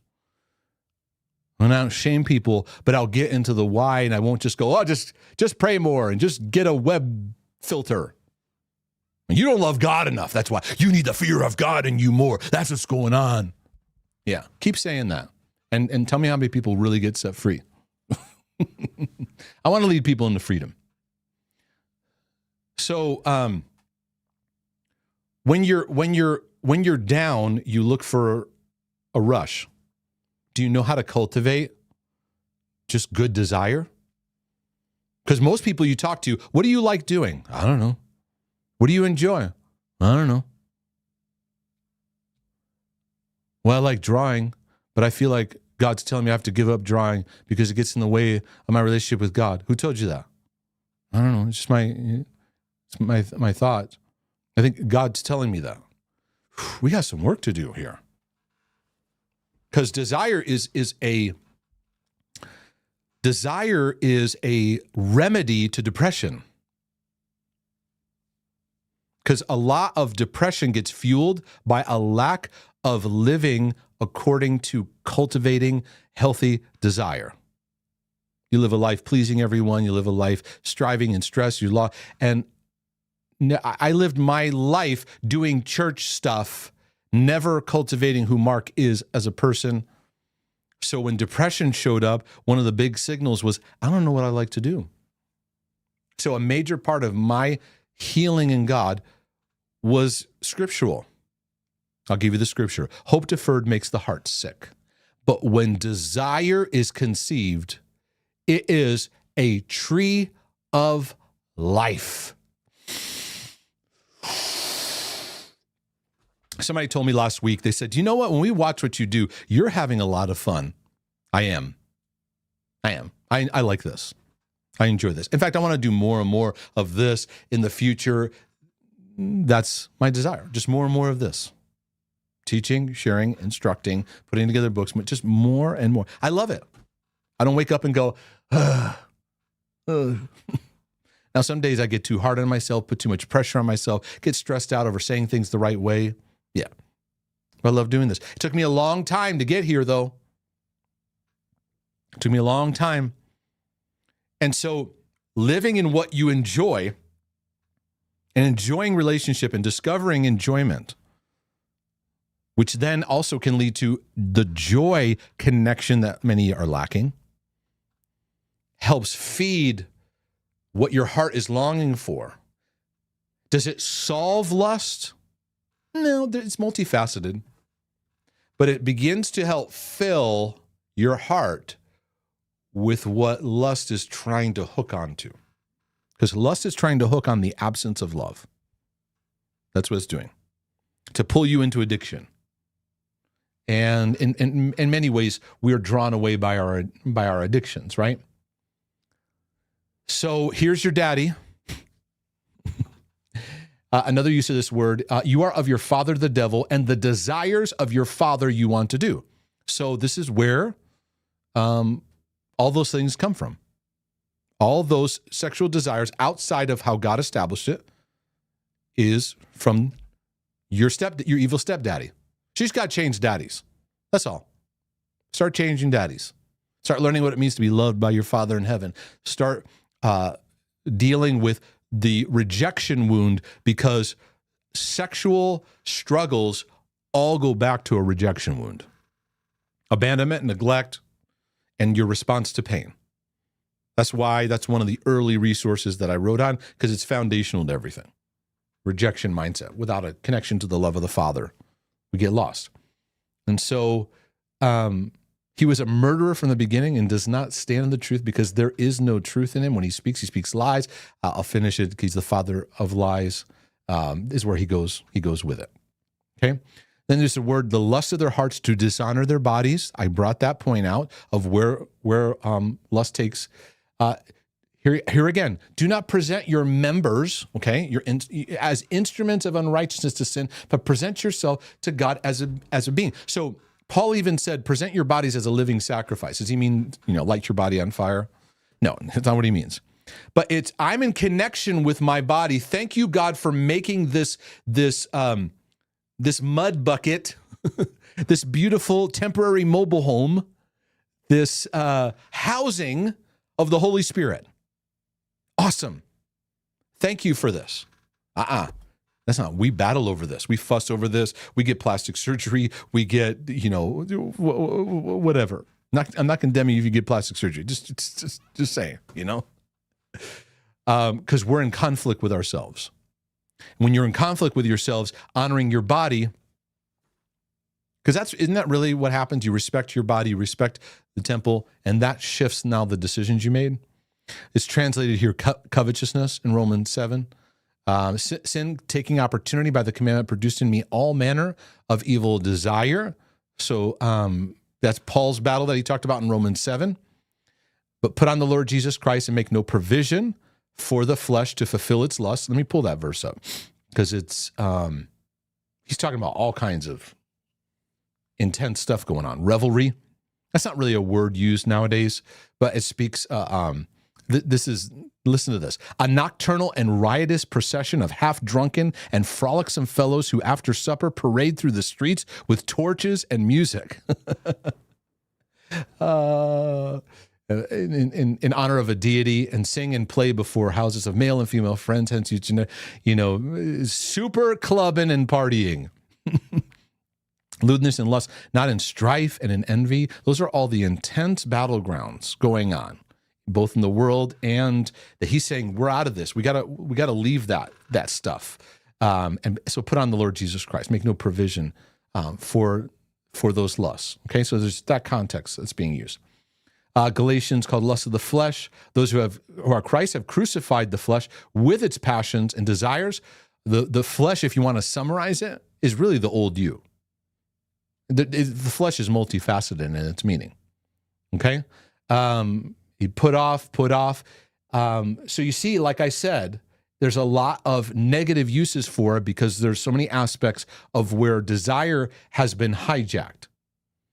Let me see here. Flee also used for lust, led away by various lusts, but according to their own desire, worldly lusts, foolish, disobedient, various lusts. He's tempted, is drawn away by his own lust, desires conceived, former lusts. You see this. There's a lot here the apostles are having to address. Swelling words. Now, hold on a second. Excuse my scrolling. You see Paul in here. But we, brethren, have been taken away from you for a short time in presence, not in heart. This is 1 Thessalonians 2:17. Endeavored more eagerly to see your face with great desire. Relationship desire. This is good. And you see, this is what lust is after. Okay?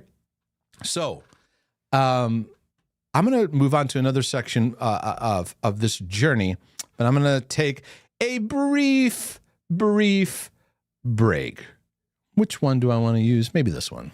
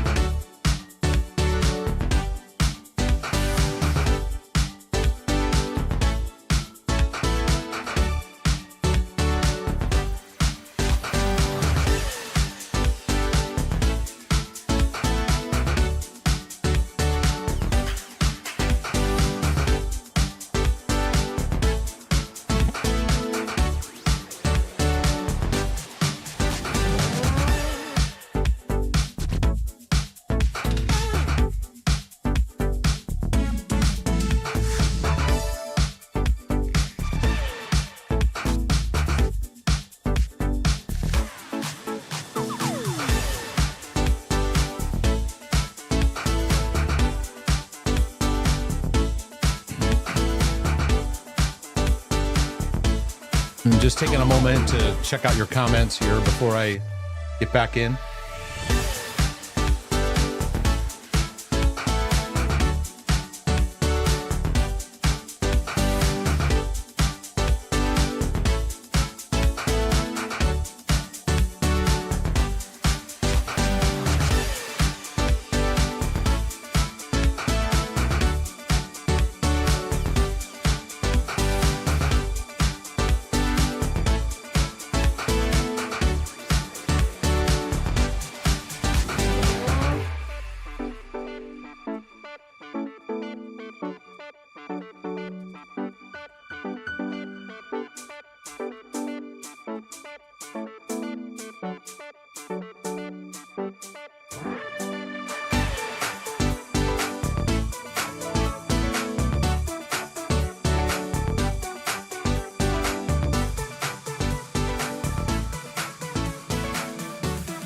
Some good stuff going on here. Really good stuff. Really, really good stuff. On top of people talking about gaming and stuff like that too. I think that there was a comment. Someone said Joshua Harris made him OCD. Too, and Joshua Harris then renounced his faith and his journey. You can always tell too the soundness of teaching. Like, does it last? Does it produce lasting fruit? I want to teach stuff that's going to last for my life. And he was definitely hitting people with stuff that made them OCD, infused legalism. And then what happens is many people are reacting to legalism and just throwing everything out altogether, or becoming what's called progressive Christian, which, and instead of going, we need a grace perspective to now actually work on what people are struggling with and get to the heart of what they struggle with, because legalism doesn't work. We just went, okay, all these patterns that the Bible calls sin, we're just going to say that's okay. And it's like, whoa, that was, talk about extreme, and that's creating all kinds of deception in people. And but somebody wrote here a statement that's a great summary of growing up with sexual trauma. Because a lot of us have been sexually traumatized in some kind of form or fashion, and a lot of it comes into how we were introduced to it. I lost it, but it was a comment about, I've been healing from sexual trauma for like 8 years or something like that, and something to that effect. Oh, here it is. Great video. I've been on an 8-year journey of healing sexual trauma. I feel like I'm finally at the point of accepting myself, connecting to my body, and learning who God is as a father. 8 years. And people go, 8 years? It takes as long as it takes. You're on a journey. In fact, we'll be spending our whole life learning to delve deeper in the Father's love for us. So, so let me get back to kind of winding in the journey. Some of it I have written on my screen here, but a lot of it is kind of like this is like the Mark DeJesus flavor. Like, I have a picture of a road, and I have these posts and their signs, and they just like little words of reminder. I think that's how God works with me and how I communicate things. But let's talk about porn, because this is a, I'll say it this way. I've gotten to the point where when I'm dealing with people, teaching people, it's more like who isn't struggling with porn than who is when it comes to people I'm working with and dealing with. It's everywhere. You wouldn't know that just looking at the church, but it's there. It's there, and it's pretty intense. And many of them are in pulpits, and they're condemning everybody while they're battling. It's what Paul said. He said, you judge other people and you practice the same stuff. It's like, man, shouldn't we at least be humbled in, like, if you're battling and wrestling with that and you're at the pulpit body slamming everyone? Oh,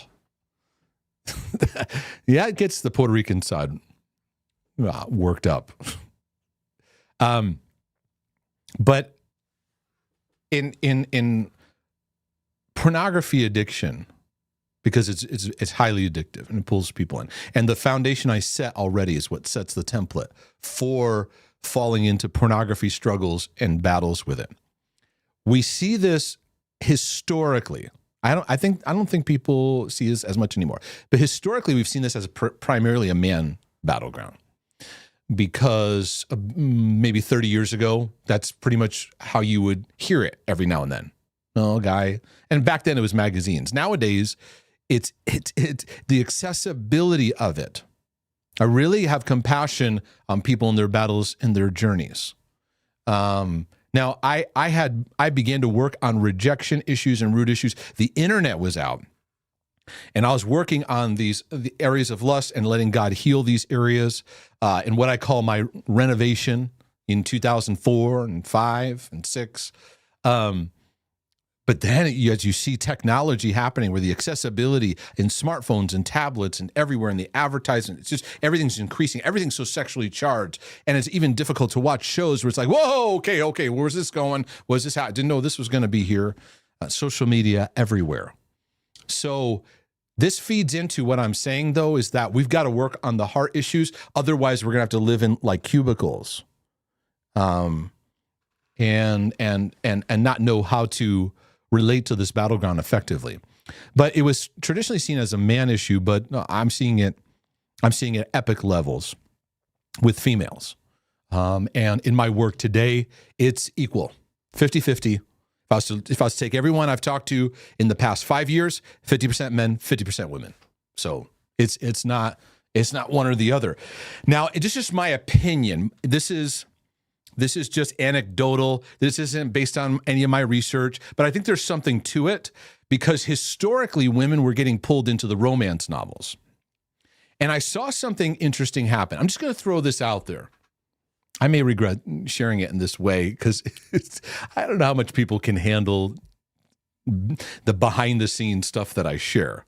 You know, when I drop things that are going on that you observe in patterns and you don't wonder if they can handle it.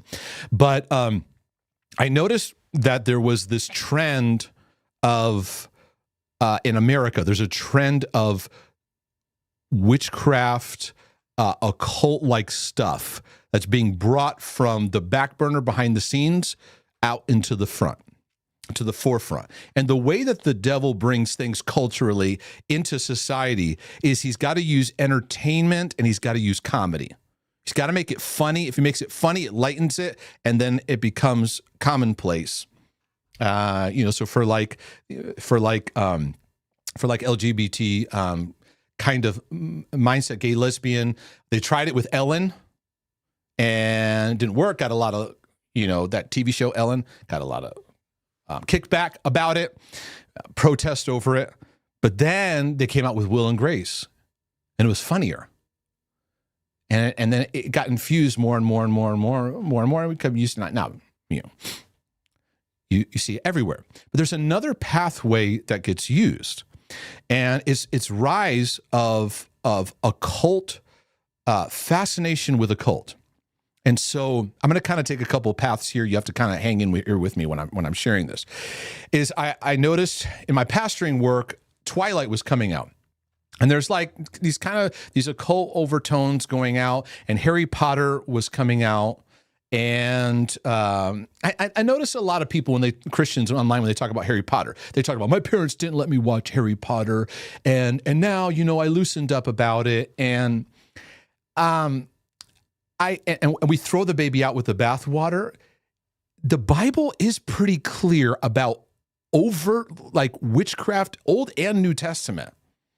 And Harry Potter's pretty straightforward witchcraft. It's not like, but they did it in a fantastic way of presenting it in a way that's appealing and a great story. And there's this phenomenon going on of people devouring Harry Potter books, like devouring it. Like people who can't read one page and pay attention are reading entire novels this thick, right? You don't think that's something going on here? Now, don't get into legalism on me. I've been to Universal Studios. I walked through the Harry Potter village, okay? So chill out. But I'm talking about what we're taking in, what we're saying is okay. Even as I walk through, I'm like, let's go to the next one. Right? There is, okay, so where am I going with this? And then Twilight was coming out, and I saw a lot of the sisters in Christ getting hooked into Twilight. Why? Because there's man pursuing strong man and this battle that's going to take place. So there's like kind of these occult themes that are infused in it. And I was saying, I kind of felt like Willy Wonka in the chocolate factory when the kid is wanting to jump into the chocolate and he's like, no, don't do it. Don't go. And the kid's just jumping into the chocolate anyways. Kind of felt like it. It's like, it's not the best thing. I wouldn't do it. I don't want to be legalistic, but it's just not great. And then we see more and more movies coming out and move into 50 Shades of Grey and things like that. Okay, why am I bringing this up? Because anywhere you see witchcraft, sorcery of any kind, you usually see sexual sin right there with it. It's a very strange phenomenon, but you see it all throughout the Bible, Old and New Testament. You see even in Jezebel, because Jezebel is witchcraft, relational witchcraft personified. Okay, there's false worship and all that, but it's relational witchcraft. Both Old and New Testament Jezebel, they have parallels. And you even see Jesus rebuking. She's false teaching. Like, this is in church. And as a kid reading this, I'm like, this is happening in church? Then I saw it in church. And I was like, oh, snap. This is happening more places than people realize. But where I would notice it, where there was relational manipulation, like, because that's what really witchcraft is it's relational manipulation. We try to manipulate the spiritual to try and make things happen. That's what, the standard idea of a sorcerer stewing a brew and goo goo goo choo and that kind of thing, trying to conjure up something. We're manipulating something into happening, right? It's part of it. We're manipulating, controlling, and then there's the misdirection. There's a lot of that in society. Now, I got to teach you this without making you hyperventilate. Oh my goodness, I walked by Harry Potter, I got slimed. No, that's fear of evil. Oh, maybe I saw a Harry Potter commercial. Stop being superstitious. Or as Michael Scott would say, even a little stitious. Stop it. The Church of Ephesus lived in the epitome of witchcraft. And they weren't hyperventilating. Oh, there's a demon over there. Oh, they just walked through with confidence. And they're like, we don't have to be of what they're participating in, but we can relate, we can connect, we can talk, we can have a relationship, right? Don't hyperventilate. If I go to your house and I see a Harry Potter book on the shelf, I'm not going to scream at you. Okay. I'm just telling you how this stuff works. So, for example, if I've been in a church where there's spiritual abuse taking place. When I say spiritual abuse, it's cult-like at that level. I go, where's the sex? Where's the sex? What are you talking about, Mark? Who's having promiscuous sex? Because why? Oh, because that comes along. So somebody's having sex. No one's okay. All right, maybe it's just me. Then it comes later out. Yeah, there was an affair going on in this thing, and this was happening. Oh, okay. Because Jezebel was false teaching, and she had her people, and she was teaching them to all sleep with each other. It's just part of the matrix of it. So that's what you see it, and people can't handle the deeper dive of this. That's why, when they talk about sex trafficking and things like that, it often goes in line with occult kind of behaviors that are going on behind the scenes too. People say, you're crazy for thinking that. Yeah, sure. Tell me I'm crazy for what I've seen, because I've seen it, and it's awful. So my point being is that I saw there being a pathway of the women's hearts being pulled in by the strong men, because their men weren't strong in their life. Their dads were beta and passive. When they see this guy who's ripped, this Chris Helmsworth kind of person, I know I'm in Mark, that's Thor, that's not Twilight. Okay. Asgardians. Okay, I'm in Thor now, all right? And I've seen Marvel movies, right? I balance it out. I try to be reasonable about this, okay? But you just got to understand, you got to be awake, got to be sober. Because women were seeing these strong men with pursuit. And it's not that a woman is like, oh, I love the six pack. Now, they may say, I love his pecs and his arms. No, they love the strength that his broad shoulders communicate. They love that he's not only protecting Asgardians, but he shows initiation. He shows confidence. He shows strength when everyone's weak. He shows up to the battle. And superheroes, when they show up to the battle, there's almost a comical approach they have.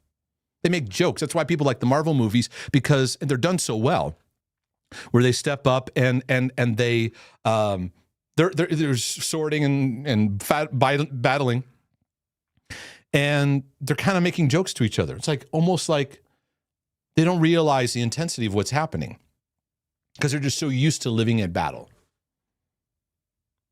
It's amazing.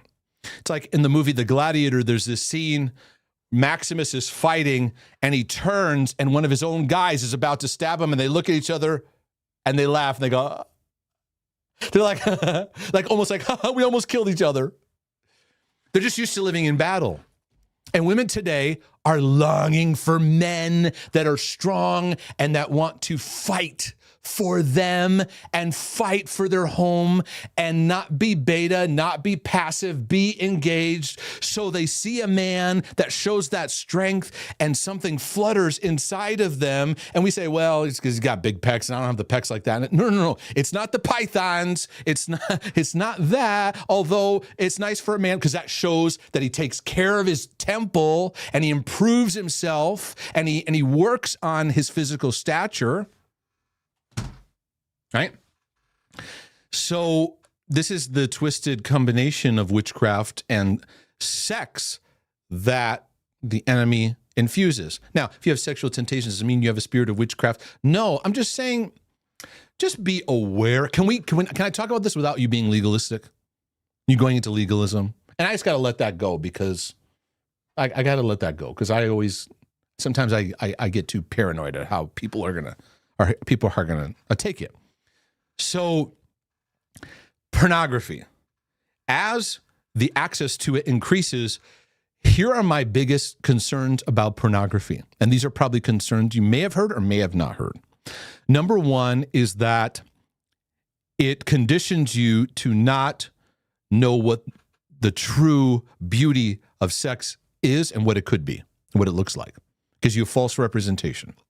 Also, porn is an escape. It's just an escape. You're going to another place that doesn't exist, that's not real. Despite what Zuckerberg says about Meta, it's just not real. It's not real. It's an escape. Okay?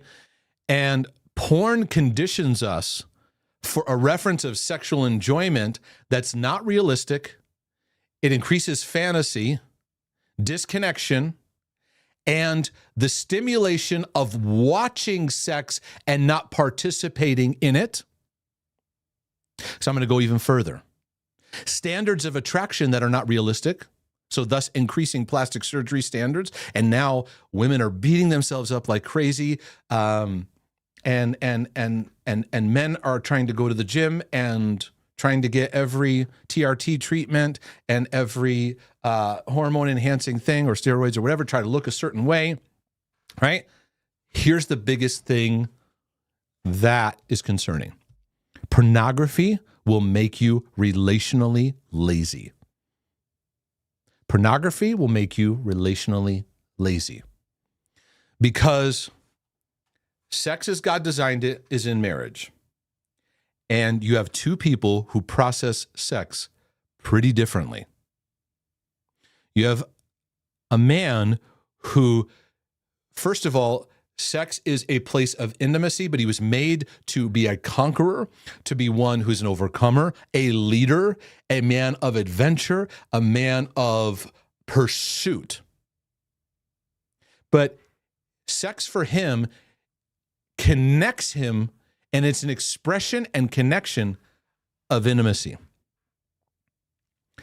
In a woman's heart, there's a pathway of emotions, safety, comfortability, romance, being pursued that leads to sex, intercourse, to intimacy, to foreplay, all those things. So the man has to learn how to relate emotionally to lead towards greater union and expression.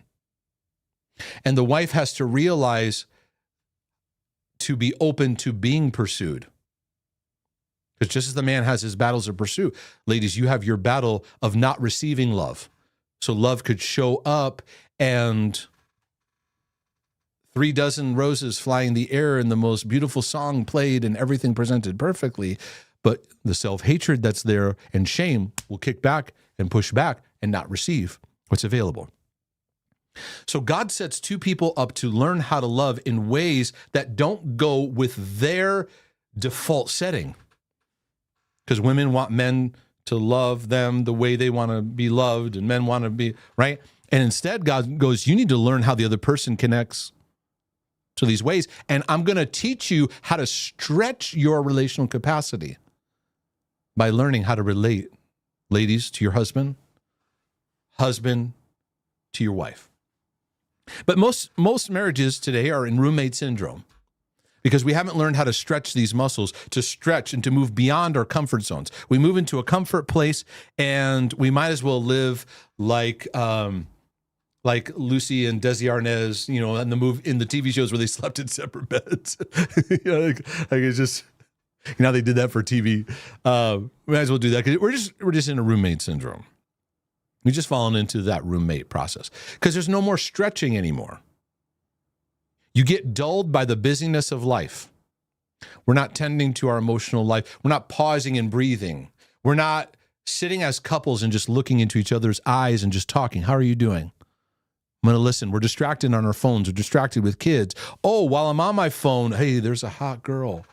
Oh, I can go there now because here I got to work for it. And for many men, they're afraid. She knows me. She knows my battles. I'm scared to initiate because then she'll reject me.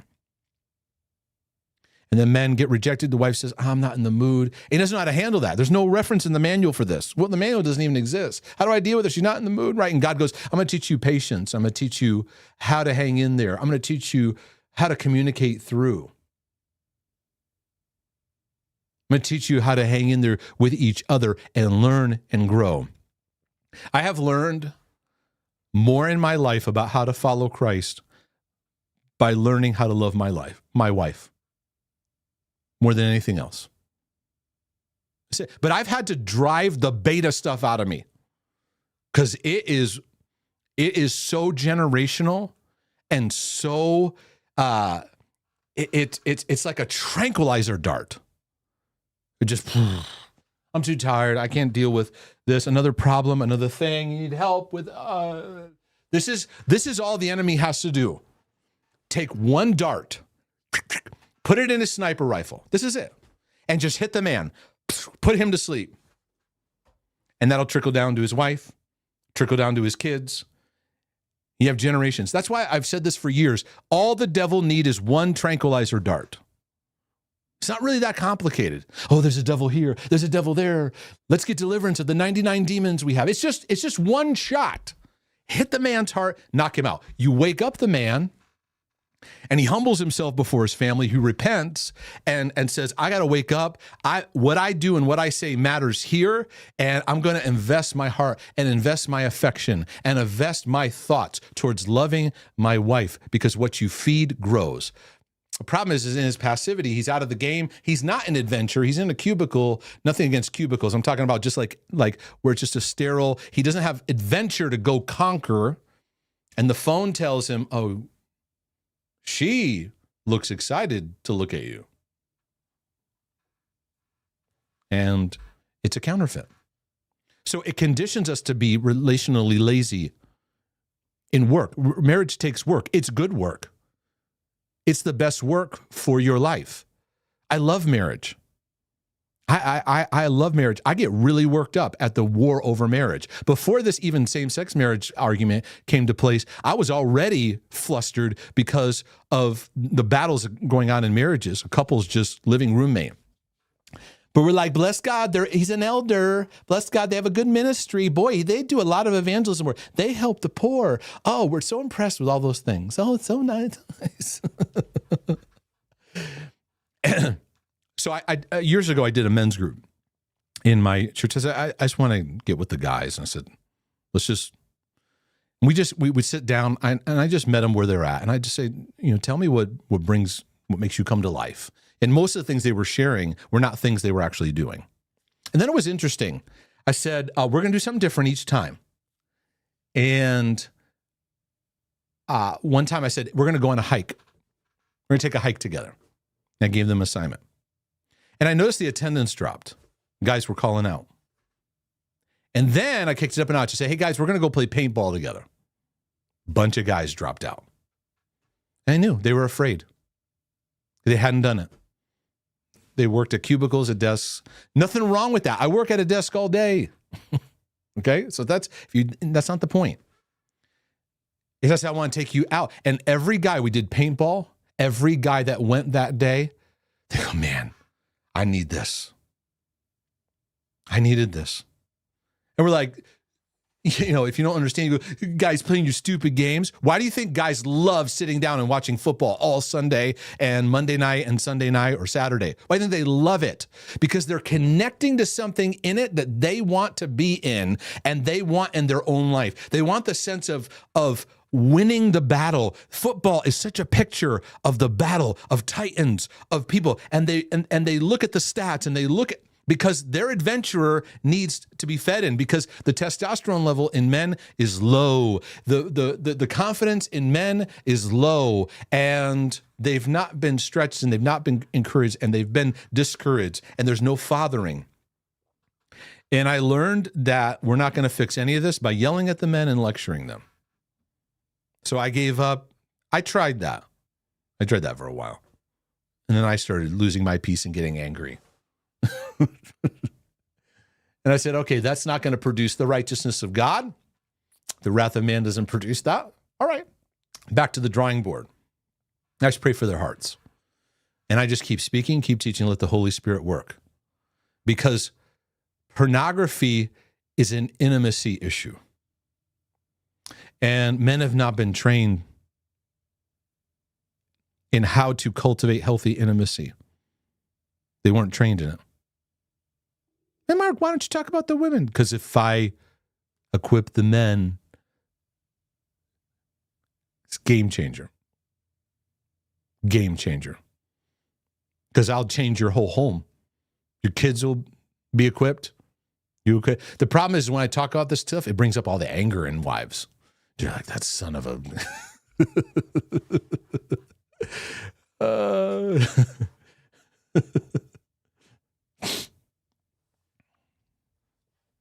Now, you have to understand, marriage doesn't take porn battles away. So there's many singles out there going, what do we do as single, right? And we think, if I had a relationship, it'd be better. No, marriage does not solve at all sexual struggles you have. It doesn't. You may think it does. Nope. Now, the pathway of pornography inevitably leads to masturbation. That's pretty much most of the time where it goes. So what happens is with masturbation, I'll talk about masturbation a little bit because it's controversial. It's very controversial. I'm going to try to navigate it because I'd prefer not to just give blanket statements. I prefer to talk in one-on-one settings. I do that a lot in helping people with that issue. But before I get to that, pornography viewing, then masturbation, then what happens? Absolute debilitating shame, guilt. It's not even remorse. It's like shame attack, panic attack kind of thing happens, right? Now, many LCDers go into like some kind of guilt confession. They feel like they got to confess it, get it out and confess it to people. But what we do is we panic react, right? We go, I need a filter. I need to get help. We search online. We react in panic. We don't react soberly. And when I teach people about dealing with sin struggles in their life, I teach people about reacting soberly, right? Your anger, you lash out and it does some damage to people. We start panicking. I'm so sorry. I'm so sorry. I'm so sorry. That's panic addict reaction. That's not sober. Sober sees, okay, I'm dishonoring my body. Sober sees what's going on. What's going on in my life I need to be aware of that's feeding this. No, what we want is we want the feelings to go away, the yucky feelings to go away, because we hurry rush. We get involved in ministry or church or busyness. We just go, I got to get busy. I got to forget about this. We hide the feelings. And what we don't do is we lose sobriety and we don't see what's going on. And so what I want to encourage you in your battleground, God's leading you on a journey of healing. And so the porn masturbation pattern that you live in needs to be met with sobriety, because I want to live sober. And there's a guiding thing in my life in living sober. You know what the guiding thing is in my life? I value my body, value who I am, but even more so, there's a sobriety if I never want to, as a way of my lifestyle, put pain in the eyes of my wife. I'm sober to that. Not panic attack, not sober. Because my life influences her life. And I recognize my life matters. I am a leader and priest in my home. I'm responsible for safety in our household. And so I choose to live in self-love, and I believe a man who loves his wife loves himself. And I believe a man who doesn't love his wife needs to realign himself of how he sees himself and recognizing you're one with your wife. So I want to move and cultivate. Now, that's not legalism and condemnation. We're on journey. We're growing in our journey. But we all have to sober up, because porn is stealing our sobriety, just as a alcoholic getting drunk is not sober about his or her emotions. You lose it. And that's why the instruction is be not drunk with wine, but be filled with the Spirit. And again, that's another subject. I've talked about that, about alcohol. The command is not getting drunk. And I know that's a very sensitive subject, and I respect that, because there's a lot of people battling and struggling. I'm very sensitive over that, and I try to maintain that. But the command is don't get drunk. But how many things do we get drunk on that disconnect us from going, hey, you're empty, you're depressed, you got trauma going on. We're unaware, we're ill-equipped, right? So practicing sobriety goes, I feel this. I'm not going to escape. I need to see this. I need to see this for what it is. Now, let me talk about masturbation for a little bit, because it would be helpful for a lot of you to understand masturbation is not necessarily a lust issue. As much as it's an anxiety issue. It's a stress issue. Goes back to childhood. It has a lot to do with how you process emotions. And emotions get pent up. And what's happening? You need a release. And the dopamine rush of masturbation gives a dopamine release. My concerns about masturbation are is that it's usually connected to porn use. Can it be outside of porn use? I'll get to that in just a second. When you masturbate too, there is a pattern where your desire to need it sooner again increases. Masturbation can also train you to make sexual pleasure all about you, right? But it really, for problematic chronic struggles with it, it goes back to stress. It goes back to childhood of when you felt stress, and usually the times of puberty, I cannot emphasize this enough, are rough rides for pretty much everybody. And so then sexual pleasure becomes an outlet. Now, years ago, I read, now I don't know how they feel about this, but I actually found some helpful understanding in Dr. Dobson when he talked about masturbation. Now, their ministry has not put this up, but you can look this up yourself. Dr. Dobson letter on masturbation, somebody put it up, and they said, but in doing this, I had to make it clear. It was written long ago. It was not updated to be fully applicable now. But there's some interesting statements Dr. Dobson makes about masturbation that are very interesting, and you develop your own convictions, you develop your own understanding. But when I'm looking at someone who's struggling with that, I want to look at what's their history with emotions, dealing with problems, how they cope, and how they deal with stress, things that create stressors within themselves, and where they're disconnected from their body. Very, very interesting. I won't read the whole thing, but he says, first, let's consider masturbation from a medical perspective. We can say without fear of contradiction, there's no specific evidence to indicate that it is harmful to the body, despite terrifying warnings given to young people historically. It does not cause blindness, weakness, mental retardation, or any other physical problem. If it did, the entire male population and about half of females would be blind. Dr. Dobson got jokes. The population would be blind, weak, simple-minded, and sick. Between 95 and 98% of all boys engage in this practice, and the rest have been known to lie. Okay, so this is back, I want to say this was the 80s, but, that seems like forever ago, doesn't it? Let me read that again. Between 95 and 90% of all boys engage in this practice, and the rest have been known to lie. So he's making the assumption it's 100% of young men. It is as close to being a universal behavior as is likely to occur. A lesser but significant percentage of girls also engages what is called self-gratification. As for the emotional consequences of masturbation, only 4 circumstances should give us cause for concern. The first is when it is associated with oppressive guilt from which the individual can't escape. There's your OCD. There's your toxic guilt. There's most people's stories of growing up in the church, right? That guilt has the potential to do considerable psychological and spiritual damage. Boys and girls who labor under divine condemnation can gradually become convinced that God couldn't even love them. They promise 1,000 times with great sincerity never again to commit this despicable act. Then a week or two passes, or perhaps several months. Eventually, their hormonal pressure accumulates until nearly every waking moment reverberates with sexual desire. Finally, in a moment, and I do mean a moment of weakness, it happens again. What then, dear friend?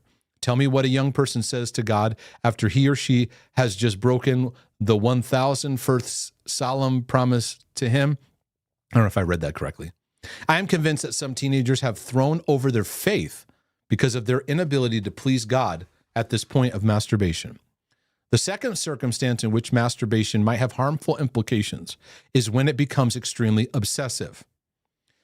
Now, let me pause here for a second, because obsessive compulsives can fall into this a lot, and even deeper, because they're going, don't do it, don't do it, don't do it, don't do it, don't do it. And when you have that mindset of, now we have laws and morals and behaviors and awareness, right? But when it's under pressure and it's under law, don't do it, don't do it, don't do it. That's going to make it, it's like me saying, don't think about the color red, don't think about the color red. I see red. That's what the law does. The law arouses sin. So we need yes, we're respecting God's ways, we're respecting sexuality, we're respecting our bodies, respecting God's design, but that kind of OCD standpoint makes things worse. Becomes obsessive. That is more likely to occur when it has been understood by the individual to be, quote, forbidden fruit. I believe the best way to prevent that kind of obsessive response is for adults not to emphasize or condemn it. Regardless of what you do, you will not stop the practice of masturbation in your teenagers. That is a certainty. You'll just drive it underground or under covers. Dobson got jokes, yo. Undercovers. Nothing works as a cure. Cold showers, lots of exercise, many activities, and awesome threats are ineffective. Now, I think that in teaching our teenagers, we can incorporate, here's things of talking about healthy desire, of talking about how, like for my son, I have him, encourage their exercise routine, and he's embraced it. And that's been great. He needs, and all men need, you need that that sense of conquering something, some weights, or not to be buff and look like look like Thor, to have strength and to feel that sense of conquering. It's a part of healthy working of testosterone, or those exercises where they call them their initials. I struggle with initials. What is it? Somebody in the comments help me out with this. Okay. So cold showers, lots of exercise, many activities, and awesome threats are ineffective. Attempting to suppress this act is one campaign that is destined to fail. So why wage it? The third situation around which we should be concerned is when the young person becomes addicted to pornographic material. Yes. I can say with confidence, it's sinful when it's tied to porn, because now you're giving this over to you're giving your sexual desire over to whatever you're in desire over the person that you're, or whatever you're in fantasy over. The kind of obscenity available to teenagers today has the capacity to grab and hold the boy for the rest of his life. Parents will want to intervene if there's evidence their son or daughter is heading down that well-worn path. And today it's difficult because every day I'm wrestling with how can I help cultivate a guard over what my kids are engaging in, watching and looking online. You know, they do homework and research online. You put blocks and filters in, you think, and there's things. So I'm just on a regular basis, just kind of watching and just being aware. Be aware of what your kids are watching and where they're chatting, because that's a whole area in itself that can be very, very dangerous. The fourth concern refers not to adolescents, but to us as adults. This habit has the capacity to follow us into marriage and become a substitution for healthy sexual relation between a husband and wife, right? Because you're not giving of yourself over to your spouse, because when you get married, your body's not yours. Your body's your spouse's. So man, your body's not yours. Your body's your wife's. Wife's, your body's not yours. Your body's your husband's. I know people can use that in a distorted way. And Paul was like, do not deprive of each other except by mutual consent for a time, that you may devote yourselves to prayer. So it's basically like fasting sex. Who wants to do that, by the way? As for the spiritual implications of masturbation, I'll have to defer to the theologians for a more definite response. I heard a pastor one time mention, like in the Old Testament, where is it Judah, who was it, that was supposed to have a baby to continue the line, and released his seed outside of her, and then consequences happened. Use that. I don't know if that's a good example. Interesting to me that Scripture does not address the subject, except for a single reference in the Old Testament to a man named Onan. This is it. Sorry, it's right here. Interrupted sexual intercourse with his sister-in-law, allowed his semen to fall on the ground to keep from producing offspring for his brother, which was his duty, Genesis 38. Though this verse is often cited as evidence for God's disapproval of masturbation, the context doesn't seem to fit. No, it doesn't. So the Bible doesn't address this. What should parents say to their kids about the subject? My advice is to say nothing after puberty has occurred. You'll only cause embarrassment.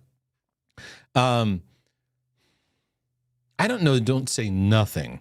I think that you kind of have to because you're building the bond with your kids, and part of that is talking about attraction, talking about sex, because listen, the school system, media, they're already filling our kids and talking about it.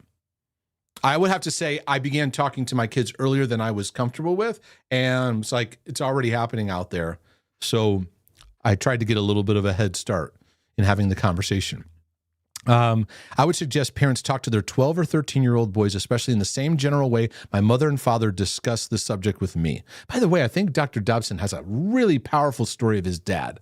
I don't remember the details. Yeah. You look that up. It's somewhere. It's pretty powerful. We were riding in the car. My dad said, Jim, when I was a boy, I worried so much about masturbation. So the dad brought it up to him, talking about his battle. And not, hey, son, make sure you just do what's right. Okay? Do the word of God. Do the word of God. Bless God. Pray every day. Okay.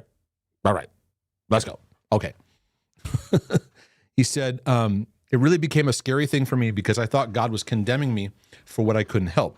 So I'm telling you now that I hope you don't feel the need to engage in this act when you reach the teen years. But if you do, you shouldn't be too concerned about it. I don't believe it has much to do with your relationship with God. What a kind thing my father did for me that night in the car. He was a conservative minister who never compromised his standards of morality to the day of his death. He stood like a rock for biblical principles and commandments. Yet he cared enough about me. Dude, I could cry. Yet he cared enough about me to lift from my shoulders the burden of guilt that nearly destroyed some of my friends in the church. This kind of reasonable faith taught to me by my parents is one of the primary reasons I never felt it necessary to rebel against parental authority or defy God. So from the best I know, this was from him. I could be wrong, but even if I am wrong, some great feedback and understanding. So where would I encourage people to go when it comes to sexual addictions? As far as like pornography? Well, I think couples that are dating, there's a lot of couples that have a lot of shame in dating, and they're struggling, right? Because there's a good thing, they're attracted to each other. I think that we are now getting married later. Statistically, we're getting married later. So that's creating more open doors for more and more dating, more and more potential sexual encounters, because dating relationships, whether you're of the mindset of dating or whether you're 90s Joshua Harris mindset or whatever, the relationship is meant to move forward. And we're living in a phobic culture that's afraid to date. I'm just saying overall. And I know there's some people get married too fast, and that can happen. But one is waiting very long to get married. So we're getting married. I got married at 29. Okay? And most of the people I worked with on staff at that time were already married. But now I see the pattern, my generation and now younger generation get waiting, right?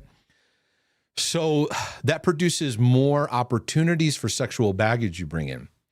And And then I think people are dating way too long. Way too long. But all of us have to look back and do the journey. How was sexual desire birthed? What was my relationship with my parents like? How did I develop emotions? And we need to look at the rejection wound. Sorry, wrong book. Yeah, you need to forgive our parents. So that's a bit of free resource there. Hit the wrong button. Exposing the rejection mindset. Let's start there. You need to get acquainted with Father and what it means to connect to the Father's love. And you also need a connection to nurture and what it means to be aware of needs and how to fulfill them. This is very, very important. It's going to be very difficult to relate to God, relate in marriage, or relate in life if you're not able to go, this is my need and this is what's going to be helpful for it. You have to learn that through practice. And people with pornography addictions, they have a very deep lack of nurture and don't let you work through your pain. We also need to learn how to have healthy relationships. Now, there's people that write me with the OCD battle. I get all the time they have thoughts that arise up when they're around somebody of the same sex or around the opposite sex that are sexual in nature and they don't know what to do. So like, for example, one question is, I struggle with intrusive thoughts of a sexual nature where it makes it difficult to interact with attractive women at church. So for this gentleman, your recipe is you need to get used to what it's like to talk to or interact with an attractive woman without freaking out. That's your exposure therapy. Okay, now what I don't mean, because I feel like I got to say this, is go, hey, you're beautiful. I'm going to talk to you right now. Okay, don't be weird about it. But when the situation happens to show itself, like I've worked with guys and females in all kinds of situations with this. You're at a business meeting, you're standing at the counter, you're working as a bank teller, you're in church and you're an usher and you walk past that beautiful, gorgeous lady that you can go in your thought, that's a beautiful, gorgeous lady. That's okay. In your mind. You don't have to yell. I didn't mean yelling that out. Okay. You don't need to be yelling it out or expressing it. But in your thoughts, you have a gracious response. This is a pretty lady. And that's all it is. I don't believe that Jesus, when he went through life, if there was a beautiful lady walking by, that he was like, la, la, la, la, la, must guard my mind, must guard my... I know it's a beautiful lady. Moving on. That's a handsome guy. You could be a man and see a handsome guy and go, that's a good-looking guy. Chris Helmsworth, a good-looking guy. Since I used him as a... And that's all it is. Does that mean I'm gay? Does that mean this? Or somebody go, I felt something. You're going to feel all kinds of things in life. Trust me. Interpretation is the key. How we interpret things. Now, you live in a world that's got a toxic interpreter. Oh, you need to explore this. It means something. They're hijacking it left and right. But, this is me. This means something. No, just see it for what it is. Right? But I felt something. Okay? Yeah, well, we're going to feel all kinds of things. It doesn't have to mean where it's going.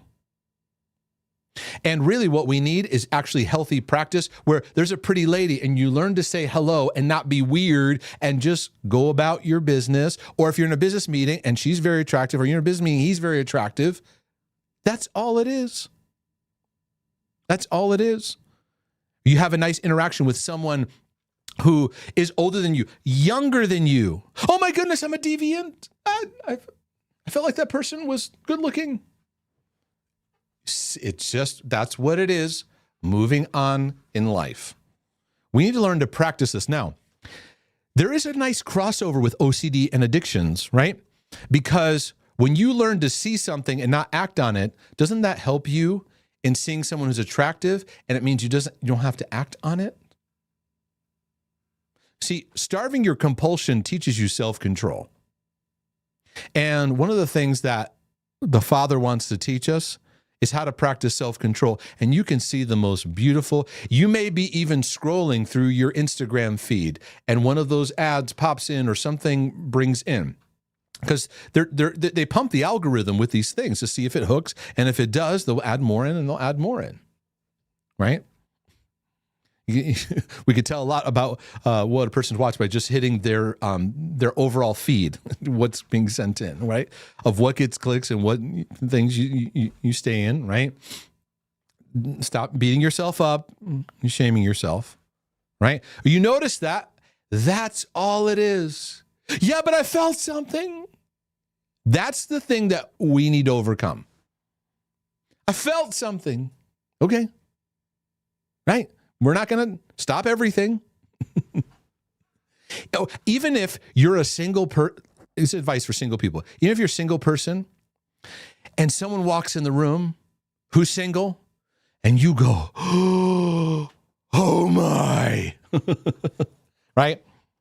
Like pastors like to tell that story. I was standing there preaching and she walked in and the Lord said to me, and the Lord said, go watch my broadcast yesterday. And the Lord said to me, that's your wife. And the songs of heaven opened up and everyone in the congregation's like, oh, I wish I had that. No, I had that. Right.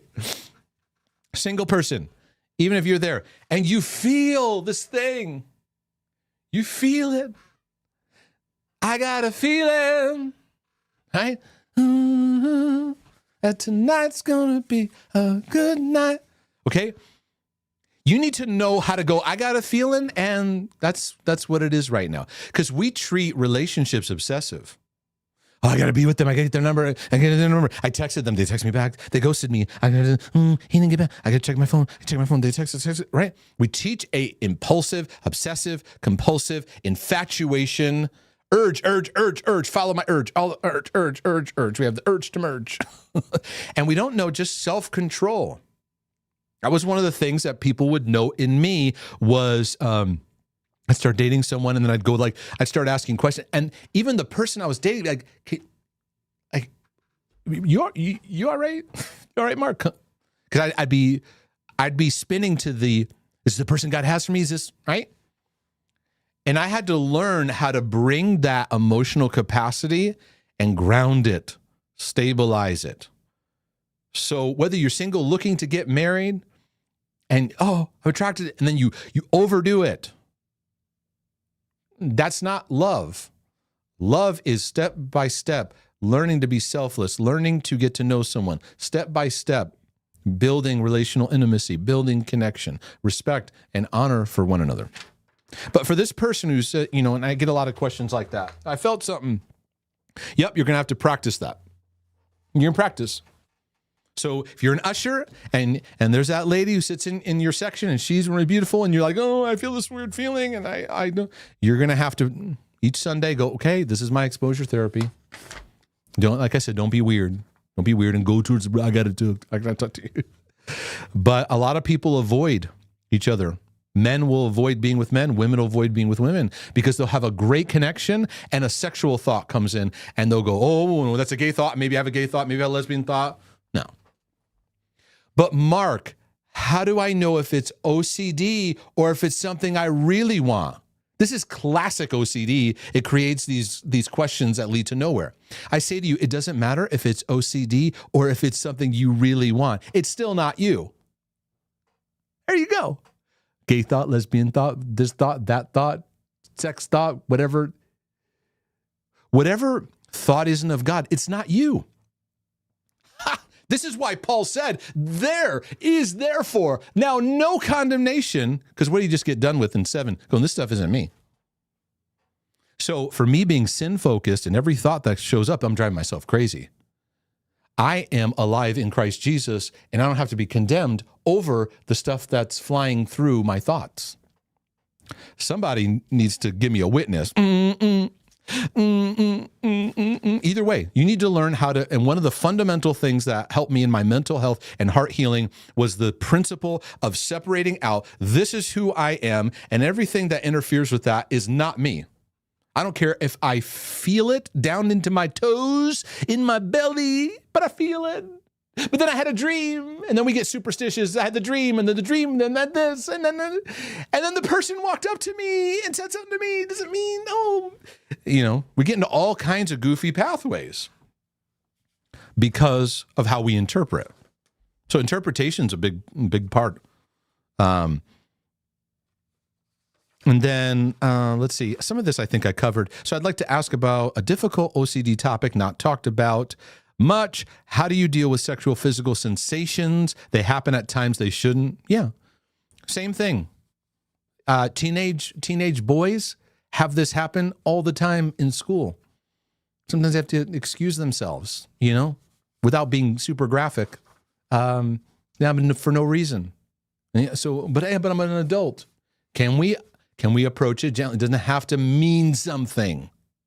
Yeah, but it happened while I was around this person. It doesn't have to mean something. Listen, your hormones and things move up and down and puts me in a very dark place. It puts you in a dark place because of how you interpret it. The shame and guilt that comes along with devastating. So what I talked about today, you got to walk through all the questions and stuff I recommend. And now I want you to keep in mind too that I'm not afraid of somebody being attractive. I've had to, certainly my OCD journey, I've had to work with like, what does that mean? You know, right. But I do have a sobriety. So I want to make it clear. Like I treat my internet browsers. This is my mindset. This is just me. And maybe I shouldn't share this. I treat my internet browser on my phone, on my computer, as though one day there's going to be a worldwide breach and everything we've ever done is going to go public. Yeah. Now there might be some, things that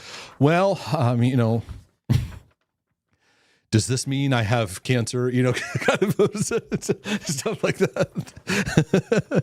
I have to go, but I go, yeah, I would never want to create embarrassment for my family. So that puts a sober in me.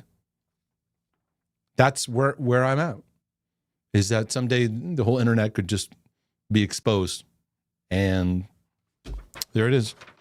And you'll see me scrolling through my late night line of shorts and YouTube of jokes and me giggling in the corner. My wife's like, what's going on? I'm like, it's just hilarious. I'm laughing. This is funny.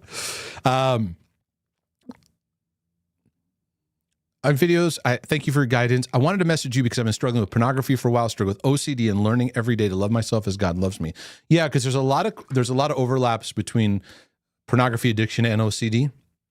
And OCDers can really hyperventilate and have like heavy rules. So yes, I I'm against porn. I have standards for my life, but we have to lovingly look at the healing process of what that looks like for people. And there's a rigidity in OCDers that will often lead you to then keep struggling. So the same thing that applies to OCD is very, very similar to what needs to apply to your relationship with attraction, sexual temptation.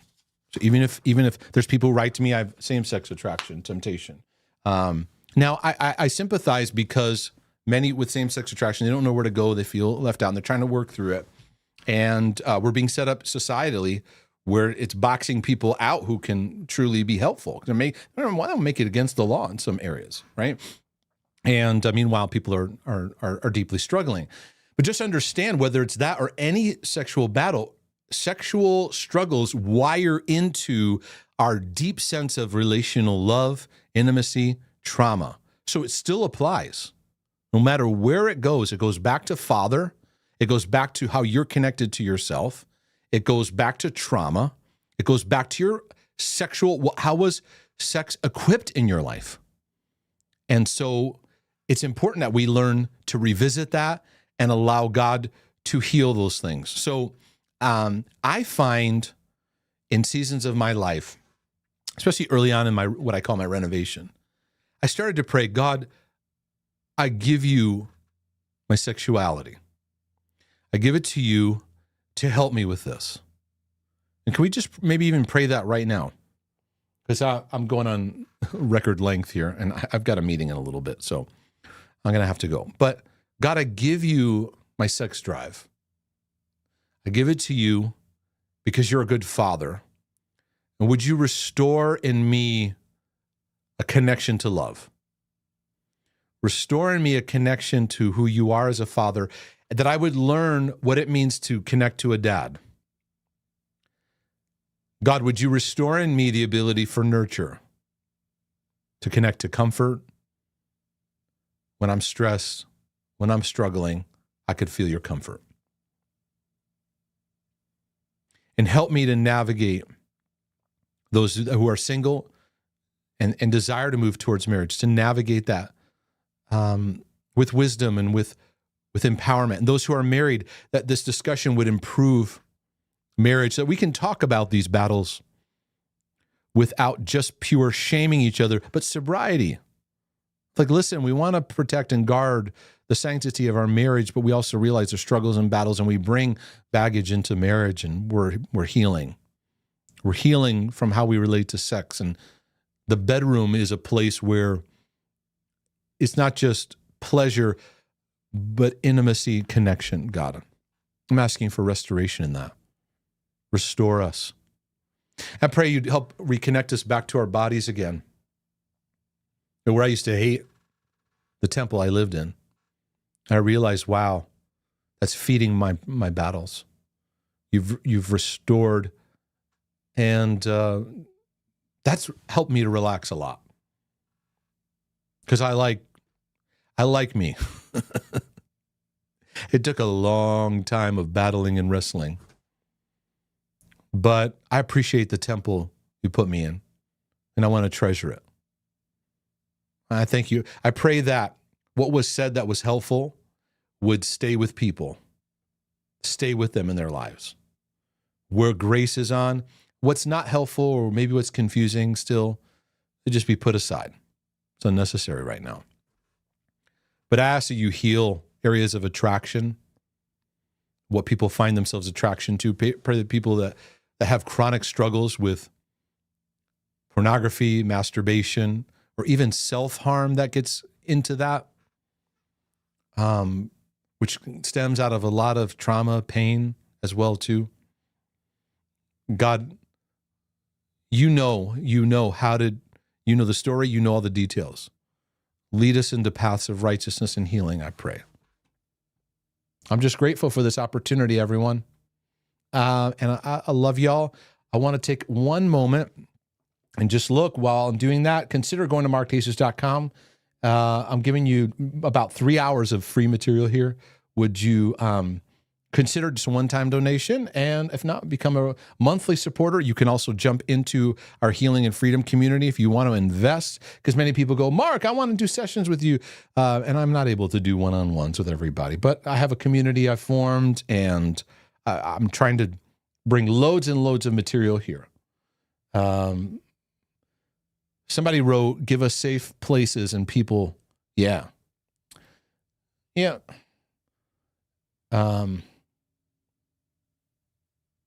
Pray most of all that you connected to that. Compassion and grace is here. God sees you in your sexual struggle. Let it lead you. Let it lead you to understanding yourself, understanding the Father, understanding what it means. Because recalibrating the aspects of sex drive in those areas is a journey. So God, I just thank you for that. Bless my brothers and sisters. So I'll say this again, as I do in all broadcasts, Laud willing, the creek don't rise. Is your brother from another mother. And I mean that. I think the creek's okay today. My fence is still in trauma. But I'll be back with more insights for your healing and freedom journey. I'm looking at coming back Friday this week, special. I think I'm going to do a birthday broadcast. So stay tuned for that. And in the meantime, I'm out.